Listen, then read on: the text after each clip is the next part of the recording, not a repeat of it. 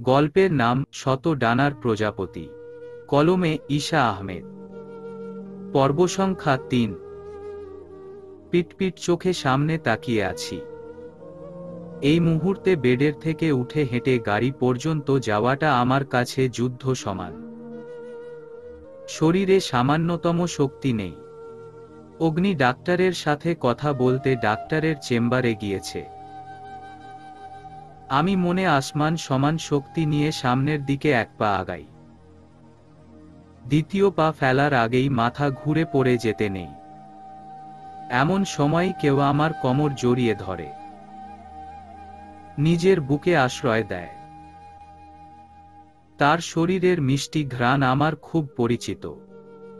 চোখ বন্ধ করে বলতে পারছি এটা অগ্নি।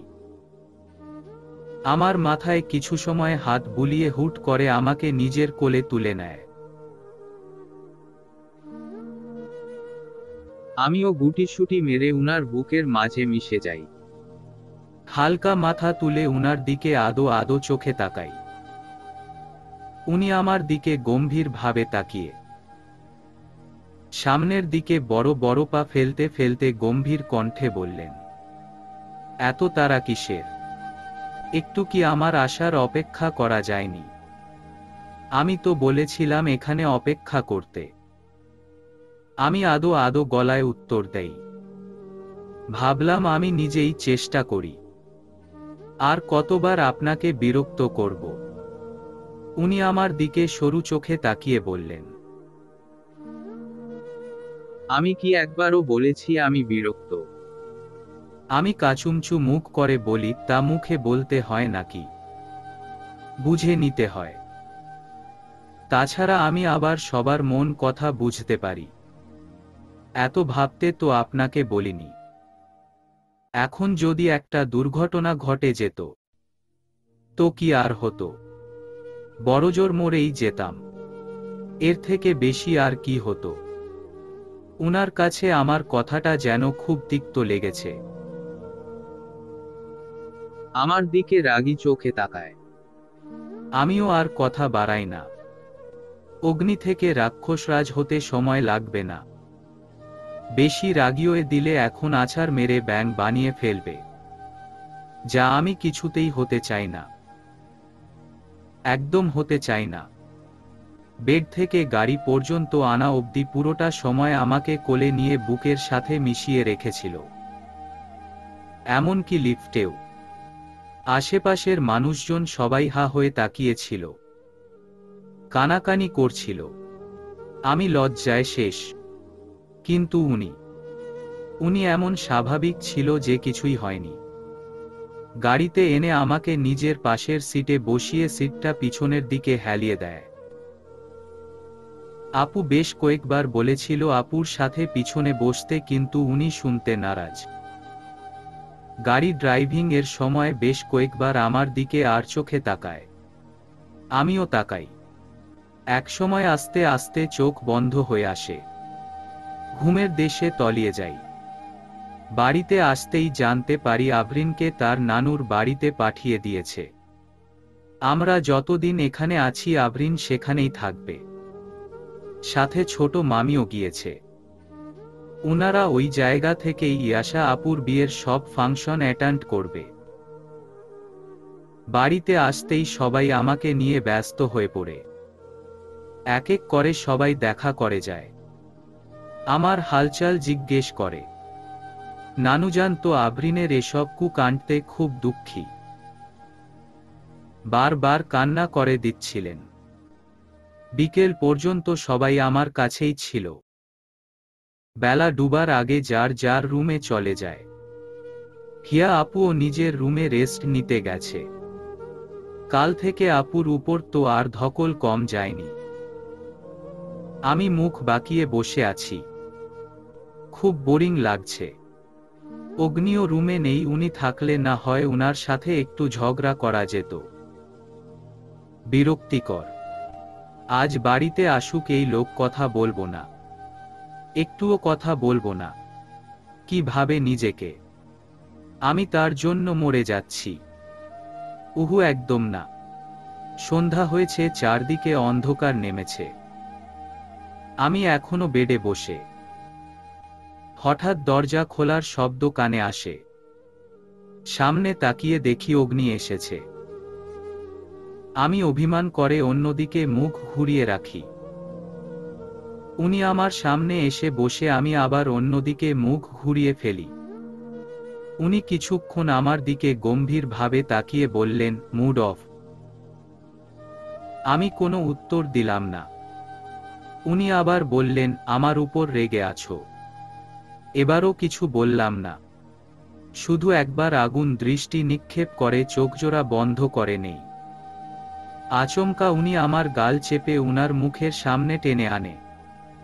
আমার চোখে চোখ রেখে নেশাপ্রবণ ভাবে তাকিয়ে মাতাল কণ্ঠে বললেন, এই সুন্দরী, খুব কি রেগে আছো?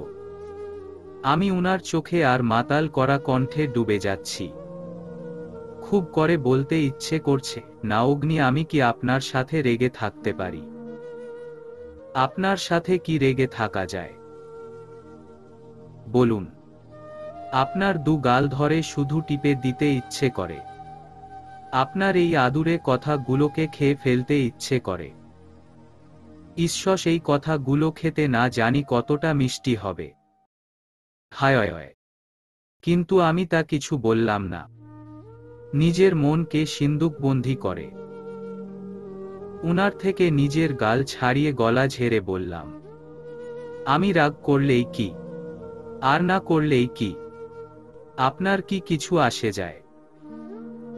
আমি কি আপনার কিছু হই? উনি আবার আমার মুখ নিজের দুহাতের মুঠোয় নিয়ে বললেন, আমার অনেক কিছু আসে যায়। আমার সুন্দরী আমার সাথে রেগে থাকলে আমার কষ্ট হয়, তো খুব কষ্ট হয়। এই যে বুকের এই জায়গাটায় খুব পোড়ায়।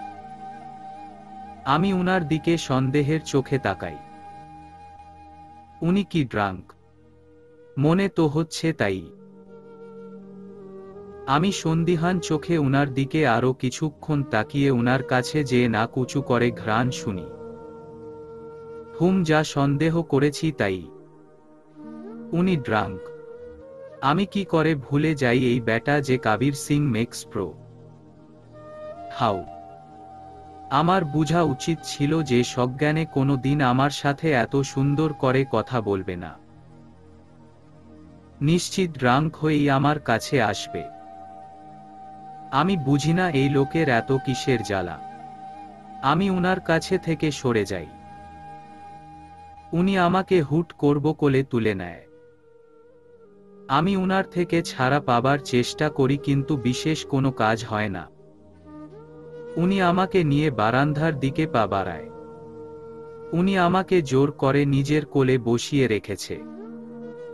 আমি নড়তে পারছি না একদম। উনি আমার কোমরে হাত পেঁচিয়ে খুব শক্ত করে ধরে আছে। আমি উনার দিকে রাগী চোখে তাকাচ্ছি, কিন্তু উনি আমার রাগকে কোনো ত্যাক্কার দিচ্ছে না। আমার কাঁধে নিজের থুতনি ঠেকিয়ে আছে। উনার খোঁচা খোঁচা দাড়ি আমার কাঁধে ঘষা লাগছে। আমি উনার থেকে ছাড়া পাবার জন্য ছটফট করছি। উনি ধমকের স্বরে বললেন, আমি কি তোমাকে কামড়াচ্ছি? এভাবে ছটফট করছো কেন? আপনি ড্রিঙ্ক করে এসেছেন, আমি এক মুহূর্তও আপনার সাথে থাকতে চাই না। ছাড়ুন আমাকে। আমি নিজের হাত পা আবার ছুটাছুটি করতেই উনি জোরে এক ধমক দেয়। আমি ভয়ে চুপচাপ বিড়ালের মতো বসে থাকি। দুজনের মাঝে বেশ কিছুক্ষণ নীরবতা বিরাজ করে। উনি আমার গালের সাথে নিজের গাল লাগিয়ে আদুরে গলায় বললেন, আচ্ছা সরি। আমি চুপ করে আছি। উনি আবার আগের মতো একই ভাবে বললেন, সরি তো। এবার তো একটু হাসো।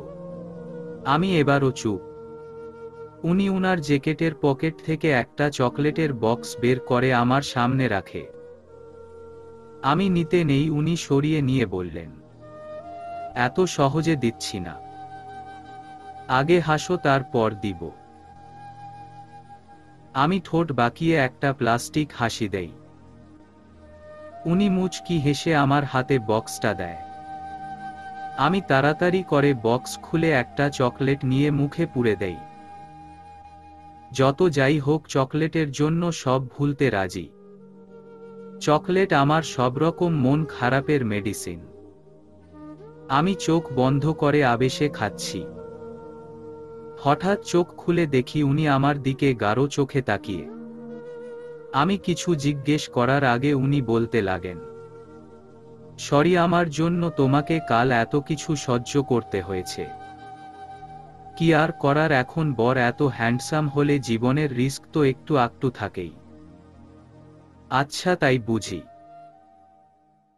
ভালোবাসা কি চেহারা বা সৌন্দর্য দেখে হয়? আমি চকলেট খেতে উত্তর দেই, হয়তো, কিন্তু তা সবার জন্য না।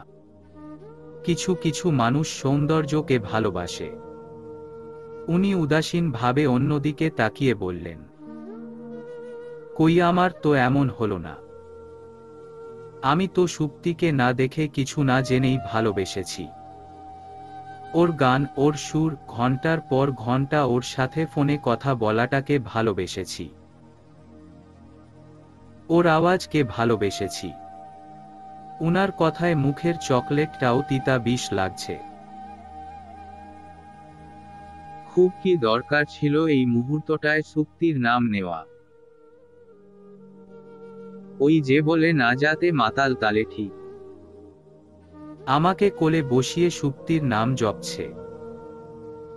আমি জোর করে উনার কোল থেকে উঠে রুমে চলে আসি।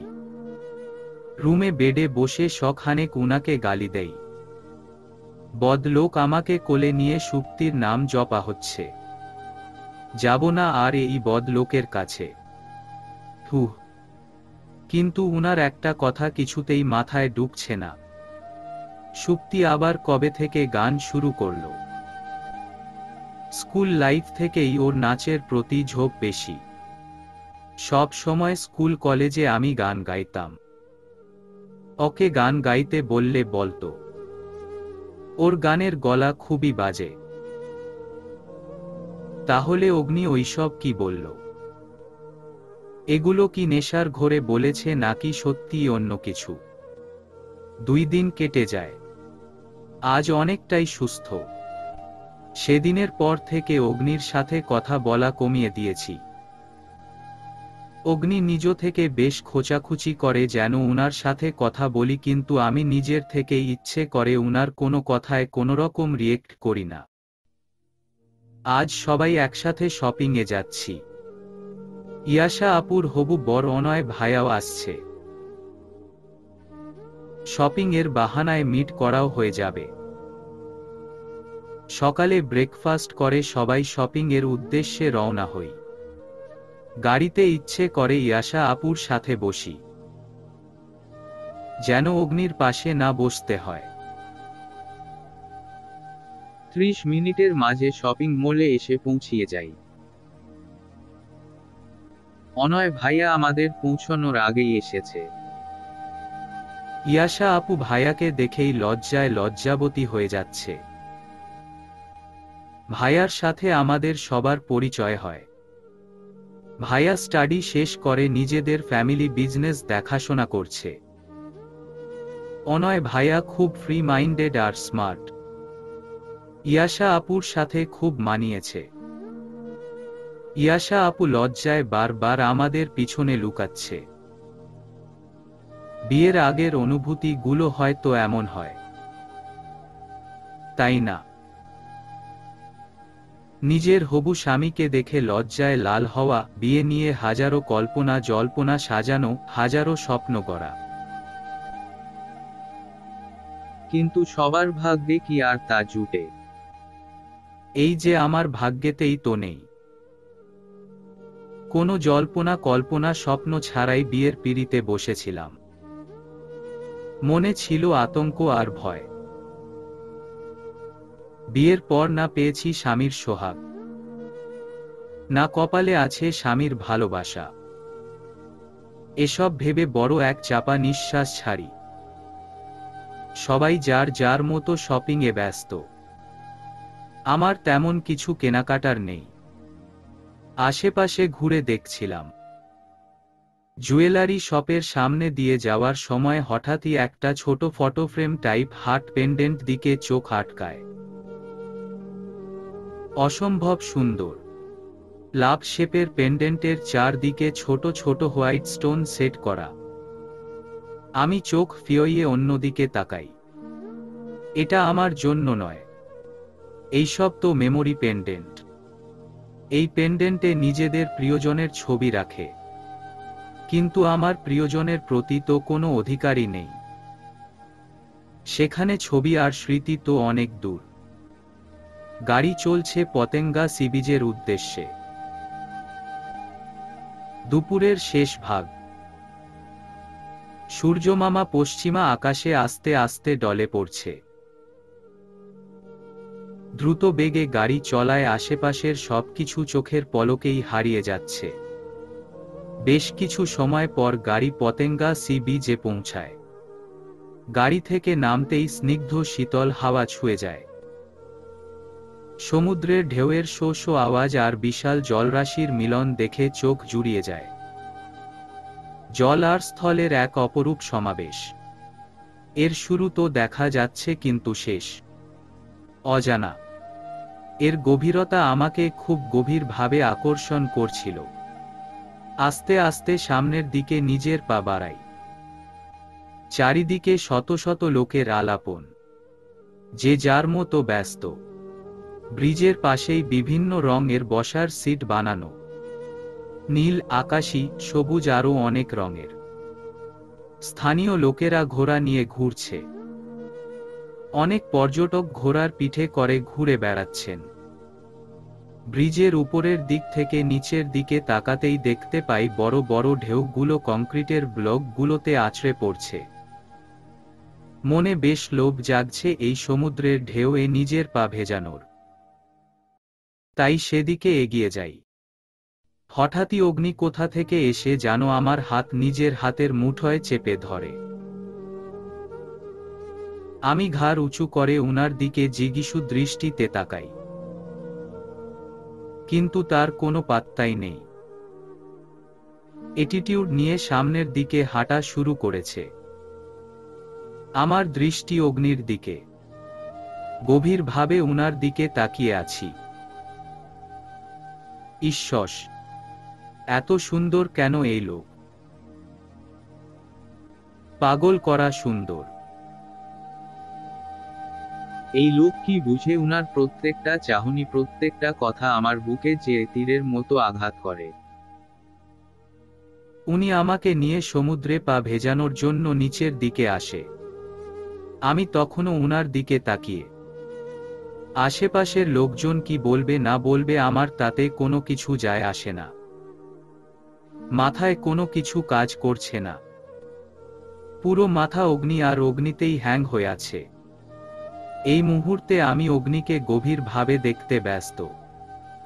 পরনে ব্ল্যাক শার্ট, হাতাটা ফোল্ড করা। উনাকে বেশ মানিয়েছে।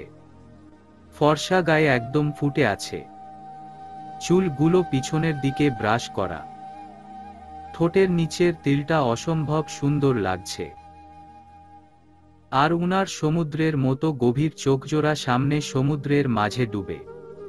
আর উনার অ্যাটিটিউড, তা আর নাই বলি। এই অ্যাটিটিউড যেই কোনো মেয়েকে ফিদা করতে যথেষ্ট। আমি শুধু উনার মাঝে ডুবে আছি। এমন মানুষের সাথে কি আদৌ রেগে থাকা যায়? উনার স্পর্শের সাথে সাথেই রাগ গায়েব হয়ে গিয়েছিল। উনি গম্ভীর আওয়াজে বললেন, আমাকে না হয় বাড়িতে ফিরে মন ভরে দেখ। আপাতত যা দেখতে এসেছ তা দেখ। আমি লজ্জায় চোখ নামিয়ে নেই। ইসোস, কি লজ্জা, লজ্জা! এভাবে না ধরে খেলেও হতো। উনি তো সামনের দিকে তাকিয়ে ছিল, তাহলে উনি কি করে জানলো আমি উনার দিকে তাকিয়ে আছি? ম্যাজিক হয়তো। আশেপাশে চোখ যেতেই দেখতে পাই জায়গায় জায়গায় কপত কপতি গভীরভাবে জড়িয়ে আছে। সমুদ্রের এই অপরূপ সুন্দর দৃশ্য উপভোগ করছে। আমি চোখ ঘুরিয়ে ঘুরিয়ে তা দেখছি। আচমকাই অনুভব করলাম অগ্নি আমার কোমর টেনে মাঝের গ্যাপ পূর্ণ করেছে। আমি উনার দিকে মাথা তুলে তাকিয়ে দেখি উনি খুব স্বাভাবিকভাবে সামনের দিকে তাকিয়ে আছে। আমিও নিজের থেকে একটু দুঃসাহস দেখিয়ে অগ্নির হাতের আঙ্গুলের ভাঁজে নিজের আঙুল গুজে দেই। উনার কাঁধে নিজের মাথা রাখি। উনি কি এতে রেগে গেছেন? রাগলে রাগুক, তাতে কি? এই মুহূর্তে আমি নিজের মনকে কোনো প্রকার বাধা দিতে চাই না। এই মুহূর্তে আমি নিজের মতো করে উনার সাথে সময় কাটাতে চাই। এই সময়টায় অগ্নি আমার, শুধুই আমার। উনার উপর এই সময়টার উপর শুধু আমার অধিকার। বিকেলের শেষ প্রহর, পশ্চিমা আকাশে সূর্য ঢলে পড়ছে। সমুদ্রের জলরাশি তখন আগুন রাঙা হলদেটে রং ধারণ করেছে। মনে হচ্ছে পৃথিবীকে আদার করে সূর্য সমুদ্রের মাঝে সমাধি নিচ্ছে। সমুদ্রের ঢেউ আমাদের পা ছুঁয়ে দিচ্ছে। নিজের ভালোবাসার মানুষের কাঁধে মাথা রেখে এই অপরূপ দৃশ্যকে চোখের পাতায় বন্দী করি। আজ ইয়াশা আপুর হলুদ। পুরো বাড়ি খুব সুন্দর করে সাজানো হয়েছে, একদম নতুন বউয়ের মতো। বাহারি রঙের আলো আর ফুলে খুব সুন্দরভাবে সাজানো। আজকের ফাংশনে সবার ড্রেস কোড কাঁচা হলুদ আর সাদা। সেই সুবাদে হলুদ আর সাদা কম্বিনেশন লেহেঙ্গা পরেছি। চুলগুলো মিডল কার্লি করে ছেড়ে দিয়েছি। আর্টিফিশিয়াল ফ্লাওয়ারের টিকলি আর কানে দুল পরেছি। হাতে হলুদ সাদা মিক্সড কাচের মধ্যে স্টোন বসানো চুড়ি। সিম্পল মেকআপ লুক করেছি। সবশেষে নিজেকে একবার আয়নায় দেখে নেই। না, খারাপ লাগছে না, বেশ ভালোই লাগছে। অগ্নির পছন্দ হবে তো। এমন সময় হিয়া আপুর ডাক পড়ে। চলে যাই বাগানের দিকে, সেখানেই সব আয়োজন করেছে।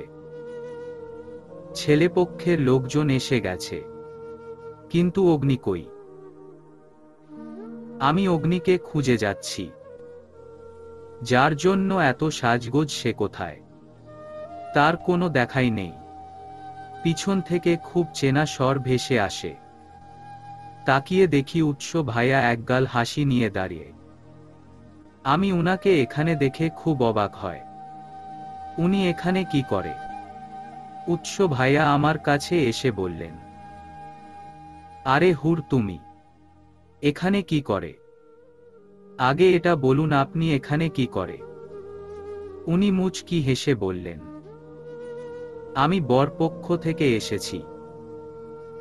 অনয় আর আমি সেম ব্যাচ, একসাথে ঢাকা ইউনিভার্সিটিতে স্টাডি করেছি। ও আচ্ছা, আমি কনেপক্ষ। অগ্নির কাজিন ইয়াশা আপু। তো বলো, কেমন আছো? এই তো ভাইয়া ভালো। আপনি কেমন আছেন? এই তো যেমন তুমি দেখছো। By the way, you looking gorgeous. ইয়ালোতে হলদে পরি লাগছে। আমি লাজুক হেসে উত্তর দেই, ধন্যবাদ ভাইয়া। উৎস ভাইয়ার সাথে কথা বলছিলাম, এমন সময় চোখ যায় স্টেজের দিকে। অগ্নি আমার দিকে নিজের অগ্নি দৃষ্টি নিক্ষেপ করছে। মনে হচ্ছে এই দৃষ্টিতে আমাকে জ্বালিয়ে পুড়িয়ে ভস্ম করে দিবে। ইয়া আল্লাহ, এবারের মতো বাঁচিয়ে দিও। আমি এত তাড়াতাড়ি এই দুনিয়া ত্যাগ করতে চাই না। উনাকে রাক্ষসরাজ থেকে চকলেট বয় অগ্নি করে দেও, প্লিজ প্লিজ। স্টেজের দিকে যাচ্ছিলাম, হঠাৎই আমার হাতে টান পড়ে। কিছু বুঝে উঠার আগেই আমাকে অন্ধকারে টেনে নিয়ে যায়। আমার বুঝতে বাকি রইল না এটাকে। অগ্নি ছাড়া অন্য কেউ হতেই পারে না। আমাকে অন্ধকারে স্টেজের পিছনে নিয়ে যায়। পাশের গেস্ট হাউসের দেয়ালের সাথে আটকায়। আমি নড়চড় করতে পারছি না। উনার শক্তির সাথে পেরে ওঠা অসম্ভব। আমি রেগে বলি, কি করছেন আপনি? এমন বিহেভ কেন করছেন? উনি আমার চেয়ে দ্বিগুণ রেগে উত্তর দেয়, কেন আমার স্পর্শ ভালো লাগছে না? আমার কাছাকাছি থাকা ভালো লাগছে না? কি যাতা বলছেন, ছাড়ুন আমাকে। ওহ, আমার স্পর্শ, আমার কাছে থাকা এসব ভালো লাগছে না। একটু আগে তো খুব হেসে হেলেদুলে উৎসের সাথে কথা বলছিলে। তখন তো তোমার চেহারায় এমন বিরক্তি দেখা যায়নি। এখন কেন? আপনি কি পাগল হয়ে গিয়েছেন? এসব কি বলছেন? আর তাছাড়া আমি যদি এমন কিছু করেও থাকি তাহলে আপনার সমস্যাটা কোথায়? উনি পাশের দেয়ালে জোরে ঘুষি মেরে রেগে বললেন, আমার সমস্যা কোথায় মানে? আমার সমস্যা আছে, 100 বার আছে। তুমি কেন উৎসের সাথে হেসে হেসে কথা বলবে? তো রেগে কথা বলতে বলছেন? বাই দা ওয়ে, আপনি কি জেলাস? কিন্তু কেন? আপনি তো আমাকে নিজের স্ত্রী মানেন না, না আমাকে ভালোবাসেন। তো আমি অন্য কারো সাথে থাকা না থাকায় আপনার কি আসে যায়? আমি তোমার সব প্রশ্নের উত্তর দিতে বাধ্য নই। তুমি উৎসের সাথে কথা বলবে না, ব্যাস শস। উৎস ভাইয়ার সাথে কথা বলবো না, ঈশান ভাইয়ার সাথে কথা বলবো। আসলে আপনি কি চান বলুন তো? কেন আমার উপর বারবার এমন অধিকার বোধ দেখান? আপনার নিজের উপর আমার কতটুকু অধিকার খাটাতে দেন? আপনি যখন কথায় কথা সুপ্তি সুপ্তি করেন তখন আমার কেমন লাগে তা একবার বুঝার চেষ্টা করেছেন? আমার কতটা জলে তা কি একবার বুঝেছেন? যদি নিজের উপর আমার অধিকার না দিতে পারেন তাহলে আমার উপরও অধিকার খাটানোর অধিকার আপনার নেই। আমি নিজের কথা শেষ করে অন্যদিকে মুখ করে বড় বড় শ্বাস নেই। চোখে অশ্রুকণার ভিড় জমেছে। রাগ, দুঃখ, কষ্ট সব একত্রে মিশ্রিত হয়ে কান্না আসছে।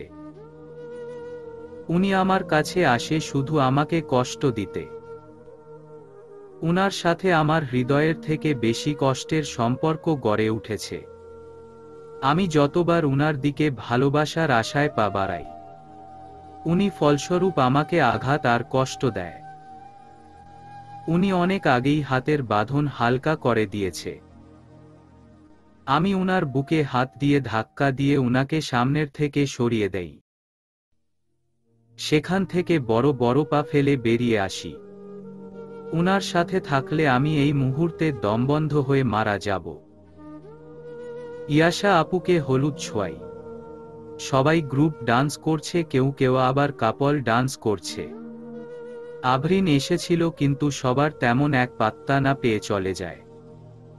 আভরিনের উপর এখনো সবাই রেগে আছে। নানুজান তো আভরিনের চেহারা দেখতেও নারাজ। অনয় ভাইয়ার বাড়ির লোকেরা যাওয়ার পর অনয় ভাইয়া আসে। সবাই একসাথে ডিজে গানে ডান্স করে।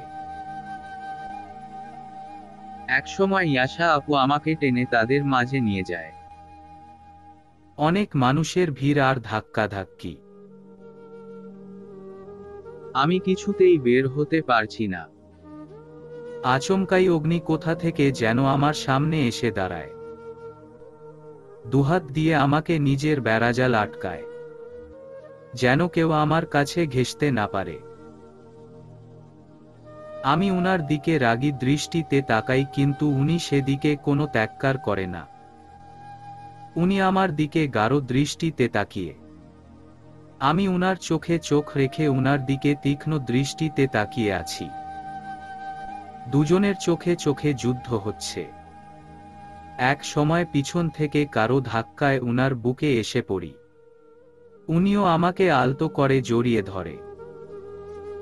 সরে আসার চেষ্টা করলে উনি হাতের বাঁধন আরো শক্ত করে ধরে। কিছুক্ষণ পূর্বেই ফাংশন শেষ হয়েছে। অগ্নির সব মেয়ে কাজিনগুলো কি জানো ফিসফিস করছে। উনাদের নাকি আলাদা পার্টি আছে।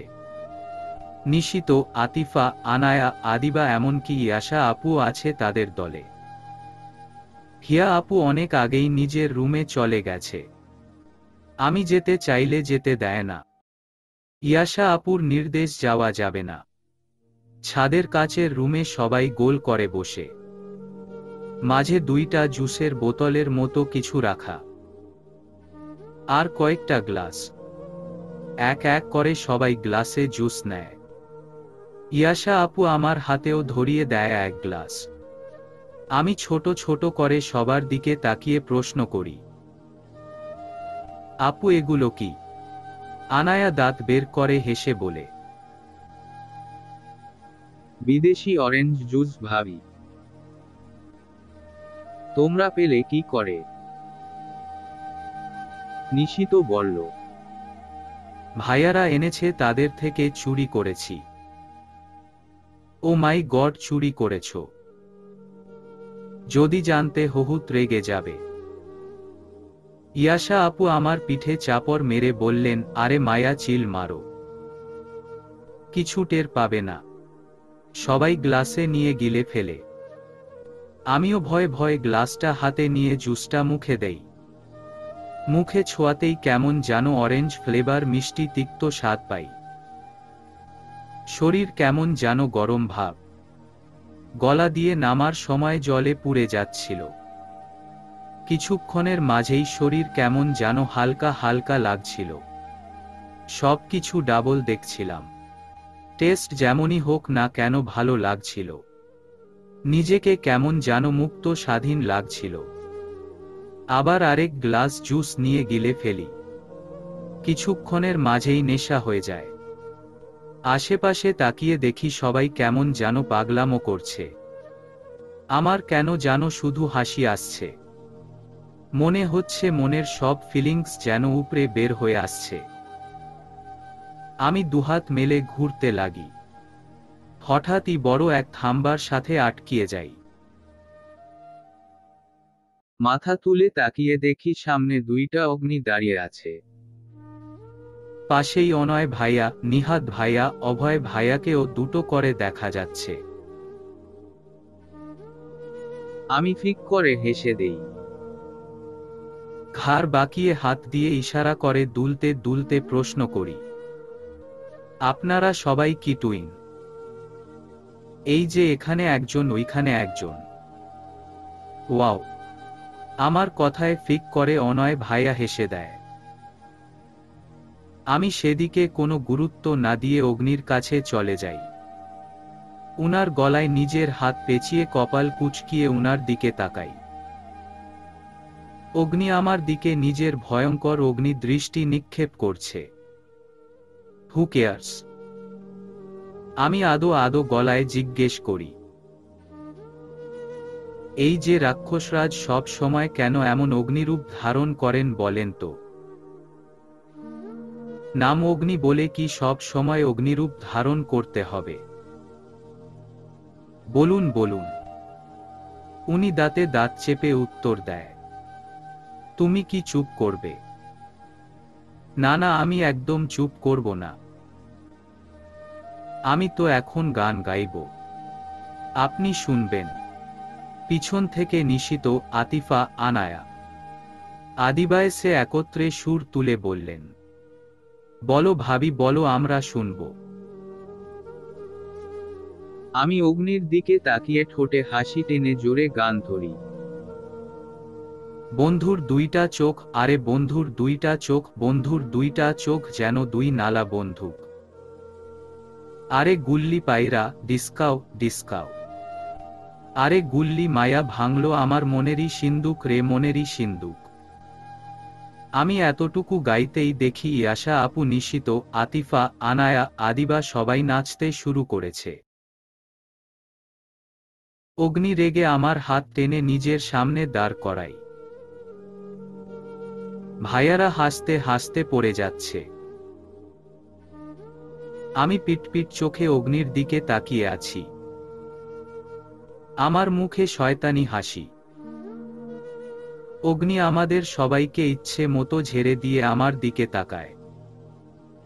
ধমক দিয়ে বললেন, যা তামাশা করার করেছ, এবার রুমে চলো, না, আমি যাব না। হুর, আমি বলেছি রুমে চলো। আমি বলেছি তো আমি যাব না। উনি রেগে গর্জন করে বললেন, হুর, আচ্ছা আমি যাব, কিন্তু আমার একটা শর্ত আছে। উনি ভ্রু কুঁচকিয়ে বললেন, কি? আমাকে কোলে করে নিয়ে যেতে হবে। উনি রেগে ছোট্ট একটা শ্বাস ছাড়ে, আমাকে কোলে তুলে নেয়। আমি উনার বুকে মাথা রেখে আদো আদো চোখে উনার দিকে তাকাই। উনি আমাকে কোলে করে সামনের দিকে হেঁটে যাচ্ছে। অগ্নি ধপ করে উনার বিছানায় আমাকে ফেলে। আমি বিছানায় শুয়ে উনার দিকে ছোট ছোট চোখ করে তাকিয়ে। উনার চোখে মুখে রাগ স্পষ্ট। উনি আমার কাছে এসে আমার সামনে বসে আমার মাথা টিকলি খুলছিলেন। এমন সময় হঠাৎ নিজের দুহাতে উনার গলা পেঁচিয়ে ধরে। উনার বুকে নিজের মাথা ছোঁয়াই। আদো আদো গলায় বলি, কেন এমন করেন বলুন তো? কেন বারবার রেগে যান? আমাকে কি একটু আদর করা যায় না? বলুন, যায় নাকি? উনি অন্যদিকে তাকিয়ে আমার হাত উনার গলা থেকে ছাড়াতে ছাড়াতে বললেন, হুর, তুমি এখন তোমার মাঝে নেই। নেশা পুরোপুরি চড়ে গেছে। একটু ঘুমাও, আমরা সকালে কথা বলবো কেমন? অগ্নির এমন কথায় আমার খুব অভিমান হয়। আমি রেগে ছোট ছোট চোখ করে অগ্নির দিকে তাকিয়ে বললাম,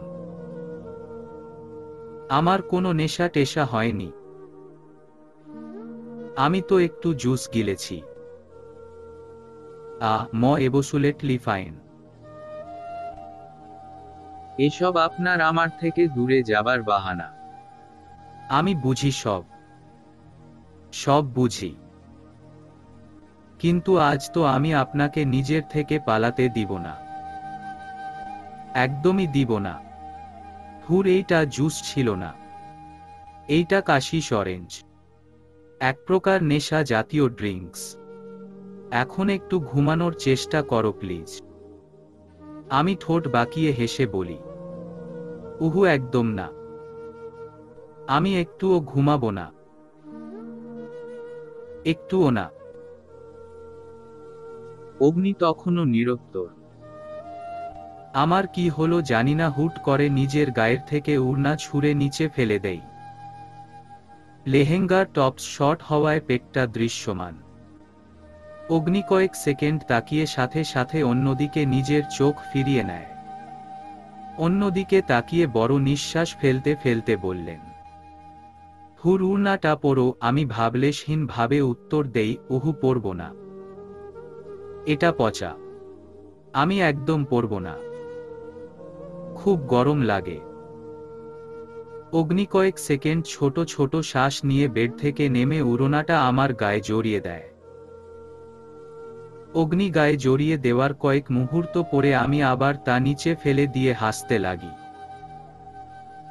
অগ্নি আমার দিকে করুণ চোখে তাকিয়ে। আমি সেদিকে খেয়াল না দিয়ে অগ্নির গলা আবার পেঁচিয়ে ধরি। বুকে মাথা রেখে বা পাশে আঙ্গুল দিয়ে আঁকিঝুঁকি করতে করতে বলি, আপনাকে অনেক কথা বলার আছে। অনেক কথা। উনি আমার পিঠে আলতো করে হাত রেখে বললেন, হুম, বলুন, শুনছি। আমি মাথা উঁচু করে উনার দিকে মায়া চোখ করে তাকিয়ে বলি, জানেন আপনাকে আমার কতটা ভালো লাগে? এই যে এতগুলো ভালো লাগে। আর আজকে এই হলুদ পাঞ্জাবিতে তো মাশাল্লাহ। আপনার কথা, আপনার মিটমিট করে হাসি, আপনার তীক্ষ্ণ দৃষ্টি আমার কত ভালো লাগে। এই যে আপনার ঠোঁটের নিচে কালো তিলটা আমাকে কতটা টানে আপনি জানেন। আমি জানি আপনি জানেন না এসব। কেন জানতে চান না? কেন আমার দিকে একটু ভালো করে তাকান না? আমি কি সুন্দর না? অগ্নি আমার কথায় হেসে দেয়। আলতো করে আমার এক গালে নিজের হাত রেখে আমার চোখে চোখ রেখে মাতাল গলায় বললেন, হুর, তোমার নিজের ও জানা নেই তুমি কতটা সুন্দরী। মাথায় আগুন ধরিয়ে দেওয়ার মতো সুন্দরী, যার থেকে চোখ সরানো বড্ড দায়। সকাল বেলা যখন আমার সামনে ভেজা চুলে দাঁড়াও, চুলের পানিগুলো যখন তোমার পিঠ ছুঁয়ে দেয়, সেই দৃশ্য আমাকে কতটা অগোছালো করে দেয় তোমার কোনো আইডিয়া আছে? মাঝে মাঝে মনে হয় তুমি আমার সেই কত আগের চেনা, কত পুরনো সম্পর্ক তোমার সাথে। তোমার ঠোঁটের হাসিতে এক অদ্ভুত শক্তি আছে, নিমিষেই সামনে থাকা মানুষের সব মন খারাপ উদাও করে স্নিগ্ধতায় ভরে দেওয়ার শক্তি। আমি উনার কথায় মজে গিয়েছি। দিন দুনিয়া আমার কোনো কিছুর কোনো খেয়াল নেই। আজ ইচ্ছে করছে নিজেকে উনার সামনে বিলীন করে দেই। যদি এতে শাস্তি স্বরূপ আমার মৃত্যুও হয় তাই সই। এই এক রাতের জন্য আমি শতবার মৃত্যু স্বাদ ভোগ করতে রাজি। আচমকাই আমার কি হলো জানা নেই, হুট করে উনার ওষ্ঠ জোড়া নিজের ওষ্ঠ এর মাঝে নিয়ে নেই। প্রথম কয়েক সেকেন্ড উনি থম মেরে থাকে, হয়তো বুঝে উঠতে পারছিল না কি হচ্ছে, কিন্তু এর কিছুক্ষণ পরই উনি সাড়া দেয়। আমি আস্তে আস্তে উনার মাঝে নিজেকে বিলীন করে দিচ্ছিলাম। দুজন এক হয়ে যাচ্ছিলাম। সত্যিকার অর্থে উনার স্ত্রীর মর্যাদা পাচ্ছিলাম। আজ যেন আমার ভালোবাসা সত্যিকার অর্থে পূর্ণতা পাচ্ছিল। ভালোবাসার এক নতুন সাগরে ভেসে যাচ্ছিলাম। সকালের মিষ্টি রোদের দুষ্টু আলো মুখের উপর পড়তেই আমার ঘুম ভাঙে। মাথা প্রচণ্ড রকম ব্যথা করছিল। মাথায় দু হাতে চাপ দিয়ে ধরে উঠে বসি। পুরো মাথা ভ্যানিশ হয়ে আছে। কিছু সময় থম মেরে বসে থাকার পর রাতের কথা পুরোপুরি মনে আসে। আমি পাশে চোখ তাকিয়ে দেখি অগ্নি নেই। সারা রুমে চোখ বুলিয়ে দেখি রুমের আসবাবপত্র ফুলদানি ভাঙা। এসব কে করেছে? অগ্নি। কিন্তু কেন?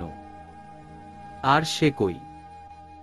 তাড়াতাড়ি করে বিছানা থেকে নেমে অগ্নিকে খুঁজতে লাগি। ওয়াশরুমে নেই, রুমে নেই, তবে কি বারান্দার দিকটায় আছে? আমি আর কিছু চিন্তা না করেই বারান্দার দিকে দ্রুত পায়ে যাই। আমি যা ভেবেছিলাম তাই। হ্যাঁ, অগ্নি দাঁড়ানো। আমি ঝট করে ছুটে যেয়ে অগ্নিকে পিছন থেকে শার্ট খামচে গভীরভাবে জড়িয়ে ধরি। বড় বড় শ্বাস ফেলতে লাগি।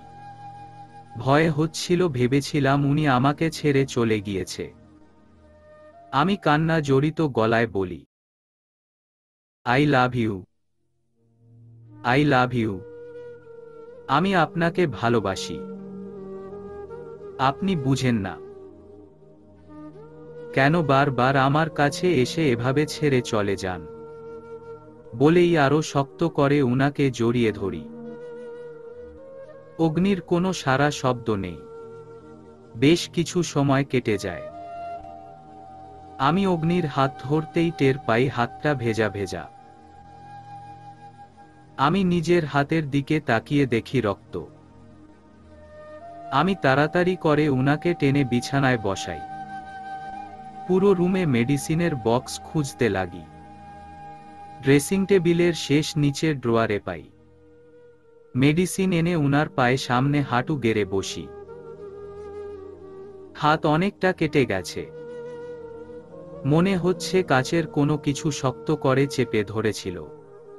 হাতে এখনো ছোট ছোট কাচের টুকরা লেগে আছে। খুব সাবধানতার সাথে তা পরিষ্কার করে হাতে ব্যান্ডেজ করে দিতে লাগি। হঠাৎই উনি শীতল কণ্ঠে বললেন, সরি হুর, কাল রাতে যা কিছু হয়েছে সবকিছুর জন্য সরি। কাল আমিও কিছুটা ড্রাঙ্ক ছিলাম। নেশার ঘোরে তোমার সাথে এই ভুল করে ফেলেছি। উনার কথায় আমি স্তব্ধ হয়ে বসে আছি। কি বলবো? কোনো ভাষা খুঁজে পাচ্ছিলাম না। উনি আবার বলতে শুরু করলেন, আমি বারবার তোমার প্রতি দুর্বল হয়ে পড়ছি। যতবার তোমার কাছে আসি আমার প্রথম ভালোবাসার কথা স্মরণ হয়।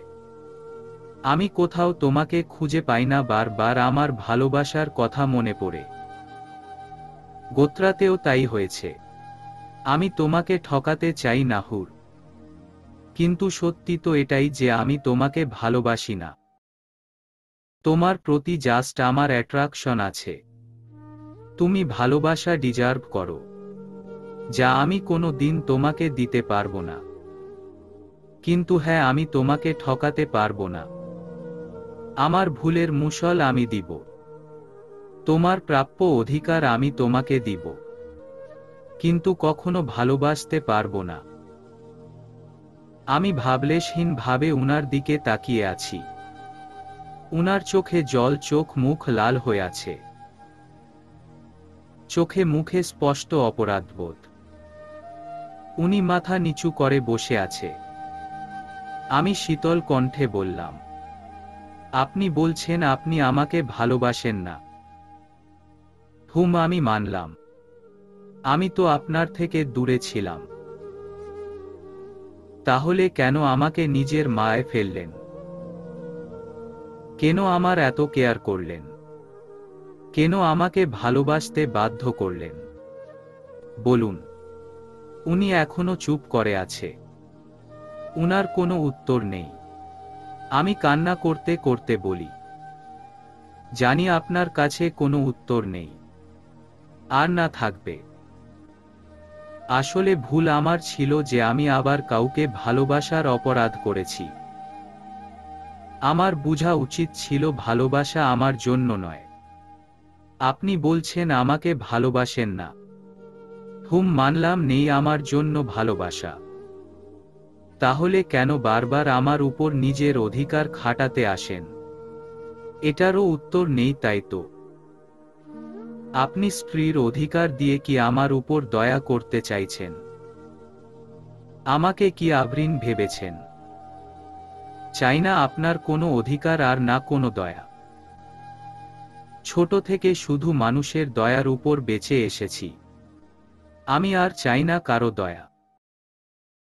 হ্যাঁ, কিছুদিনের জন্য নিজের অবস্থান আর বাস্তবতা ভুলে গিয়েছিলাম, কিন্তু এখন বেশ বুঝতে পারছি। সবকিছু আমার সামনে স্পর্শ।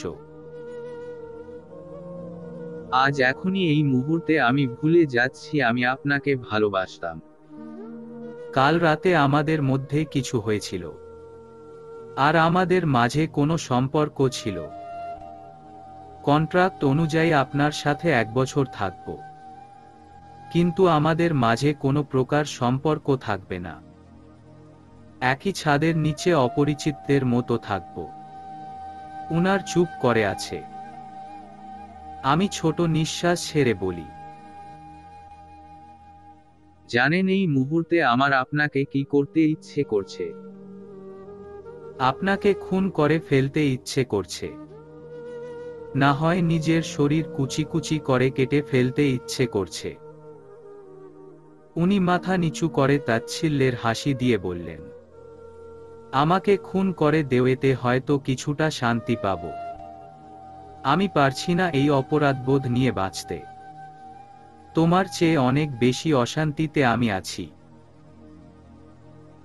আমাকে খুন করে মুক্তি দেও। আমি আর কোনো কথা বললাম না। উনি এখনো মাথা নত করে বসে আছে। আমি সেখান থেকে উঠে ওয়াশরুমের দিকে পা বাড়াই। এই লোকে চেহারা দেখার মতো ইচ্ছে আমার মাঝে নেই।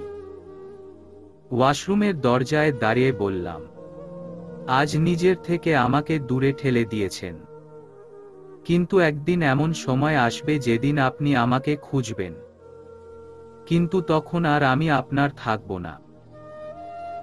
আপনার থেকে অনেক দূরে চলে যাব।